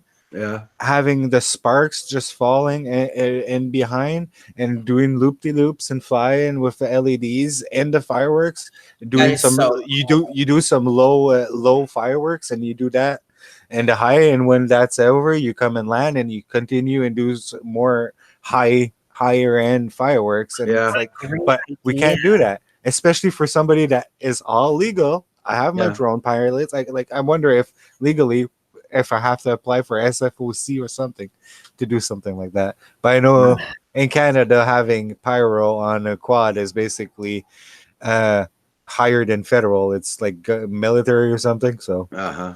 I'm thinking, and I'm thinking somewhere there's got to be some code in the United States that would say the same thing, that you cannot have pyro on an unmanned aerial vehicle. I mean, I know at one point. I know you can't have a gun on an unmanned aerial Yeah. vehicle. I mean, that's a Yeah. no-no. But Yeah. Like putting a sparkler on it. Come on. Long lasting sparkler or gerb or something that just fountains, little sparks. Okay, fire hazard, but don't be stupid. Don't do it in a fucking fire ban. Someone said this is all common sense, man. It's like, Yeah, no. but it sucks because you can actually get in real trouble if someone wants to bust your chops. Be open. smart and do Yeah. something cool and nice. I know. Yeah. Because here we got a lot of hay fields. Gotta watch out for that. Exactly. But if you Yeah. do it like right after like a 3-day rain session that we get, Yeah, that's it. That's it. There's no danger. exactly. No danger at all. How did you guys, as fellow Canadians, feel about the Rotor Riot Canadian Bridge dive when that first went down? I was Were you, pissed. you guys were pissed. I thought so. The laws just passed, and they're like, "Way to go to fuck us up more up the ass, boys." That was Yeah. everywhere. It was literally everywhere. Yeah, You'd think that Rotor Riot would know better. I think since they're that, still good. They're still good boys. Like I talked with Chad after, and like I know that it wasn't necessarily they were just having fun. it was just a lapse of judgment, and I know they were just Well, having but they don't like Maddie should have pushed a little bit more. Personally, I think Maddie should have pushed a little bit more, knowing he's the local and he knows the laws. Mm. Yeah. That's the only thing. It is like sorry, but yeah. Like I understand the Rotor Riot gang being from the States, not knowing as much the laws as like, but Matt should have been aware. He's a local. It was his spot. Yeah, and I guess he just flipped the bird. And at the same time, I understand that they weren't like they were still very safe. Personally, they were very safe, but Mhm. it was just bad timing. Personally, it's just freaking bad timing. They could have done that like a month or two later, and probably would have just slid right through like nothing. It was just the week right after the new regulation just passed in. It's like, and you guys go viral. No. Yeah, I mean, PC found it right away. it. And it's like, oh yeah, you want to do that? You're the first guys. We're gonna make example of you. It's like, So did they get a fine? oh yeah, Yeah, they got a fine for that, dude. 15 grand minimum. Holy crap. Okay. It's Yeah, Commer- don't worry, Chad Capper paid it. It was a commercial shoot. Okay. There was a commercial, consider a commercial shoot because it's Rotor Riot. It's their show. So even though it's pretty much all personal shit, I understand their point too. Yeah. It's like, fuck, man. Yeah. Yeah. But yeah, no, TC made an example out of them. That's what they tried to. But we had I mean, major. We never had any mishaps around here. I mean, in Canada. Yeah, we so did. far. Yeah, we did. It just we don't hear them as much Yeah. Yeah. with the Montreal airport. Okay. Yeah, there was a few stupid people with some DJI Phantoms at the time. Phantom 1, 2, and 3, I think. I'm talking a few years back now. Okay. I think there was 1 or 2 incidents in the past years, but not much. No, gotta say, Montreal and Ottawa gang got ahead on, or we're slick about it and we're good to hide. Yeah. Keep the good work, boys. Keep the good work. Okay. Okay, But, guys. Look, it's cool that you guys are there are so many people that just say, screw it, I'm gonna do literally whatever I want. Oh, there Screw is it." a lot. Believe me, there is still a lot, especially with the new rules. And I can understand it, but at the same time, at least you're talking about you want sub 250 grand models, and people are at It least changes what? Most sub 50, it's like, sub 50 won't hurt as much. Most sub 50 go faster than sub 5-inch now. No, it's really stupid. Like that Diatone 3-inch model that 349, 329 or something. Yeah, 200 miles an hour, like 200 kilometers an hour. Yeah. At 200 grams, at 100, 200 kilometers an hour, it's gonna make a dent in anything. Yeah, I mean, you strap a 4S 850 milliamp per hour or 650 milliamp per hour battery to one of those 3 inches. It's but gonna hurt. It's gonna bite. but at the Oh, same yeah. time, I see the government basically putting making us have better equipment, even better now, because everything's gonna go even more smaller and Yeah. even more reliable, and Yeah. it's See, pushing the technology at the same time. So at the same time, I'm like, it's like. Brian Gearby says, I fly over roads and bridges, but I do not. But I do it out in the middle of nowhere. No people Exactly. around. Yeah. If there's no people around, you're okay. You know where I heard the 250 gram number comes from, and I don't know if this is true. This is just something that I read in one of the UAV legal groups. There's some things to do with the minimum size for an explosive of a certain with a certain radius. Like it needs to be at least 250 grams. That's kind of where it starts. So that's where the whole 250 gram thing comes from. That's just what I heard. I mean, I don't know. To do what? I could take a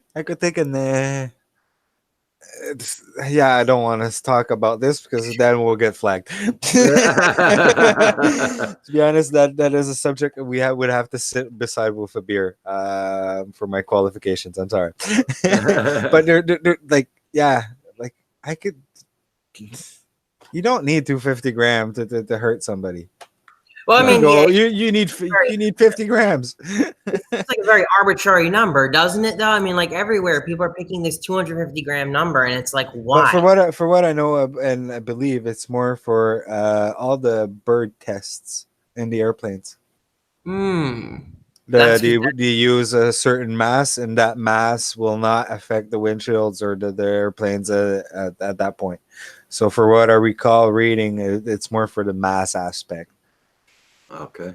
Gotcha. Yeah, that makes more sense. Honestly, that makes sense too. It's like the newtons of a 250 gram object at X speed will not affect, even a high X speed will not affect the plane as much as 251 grams.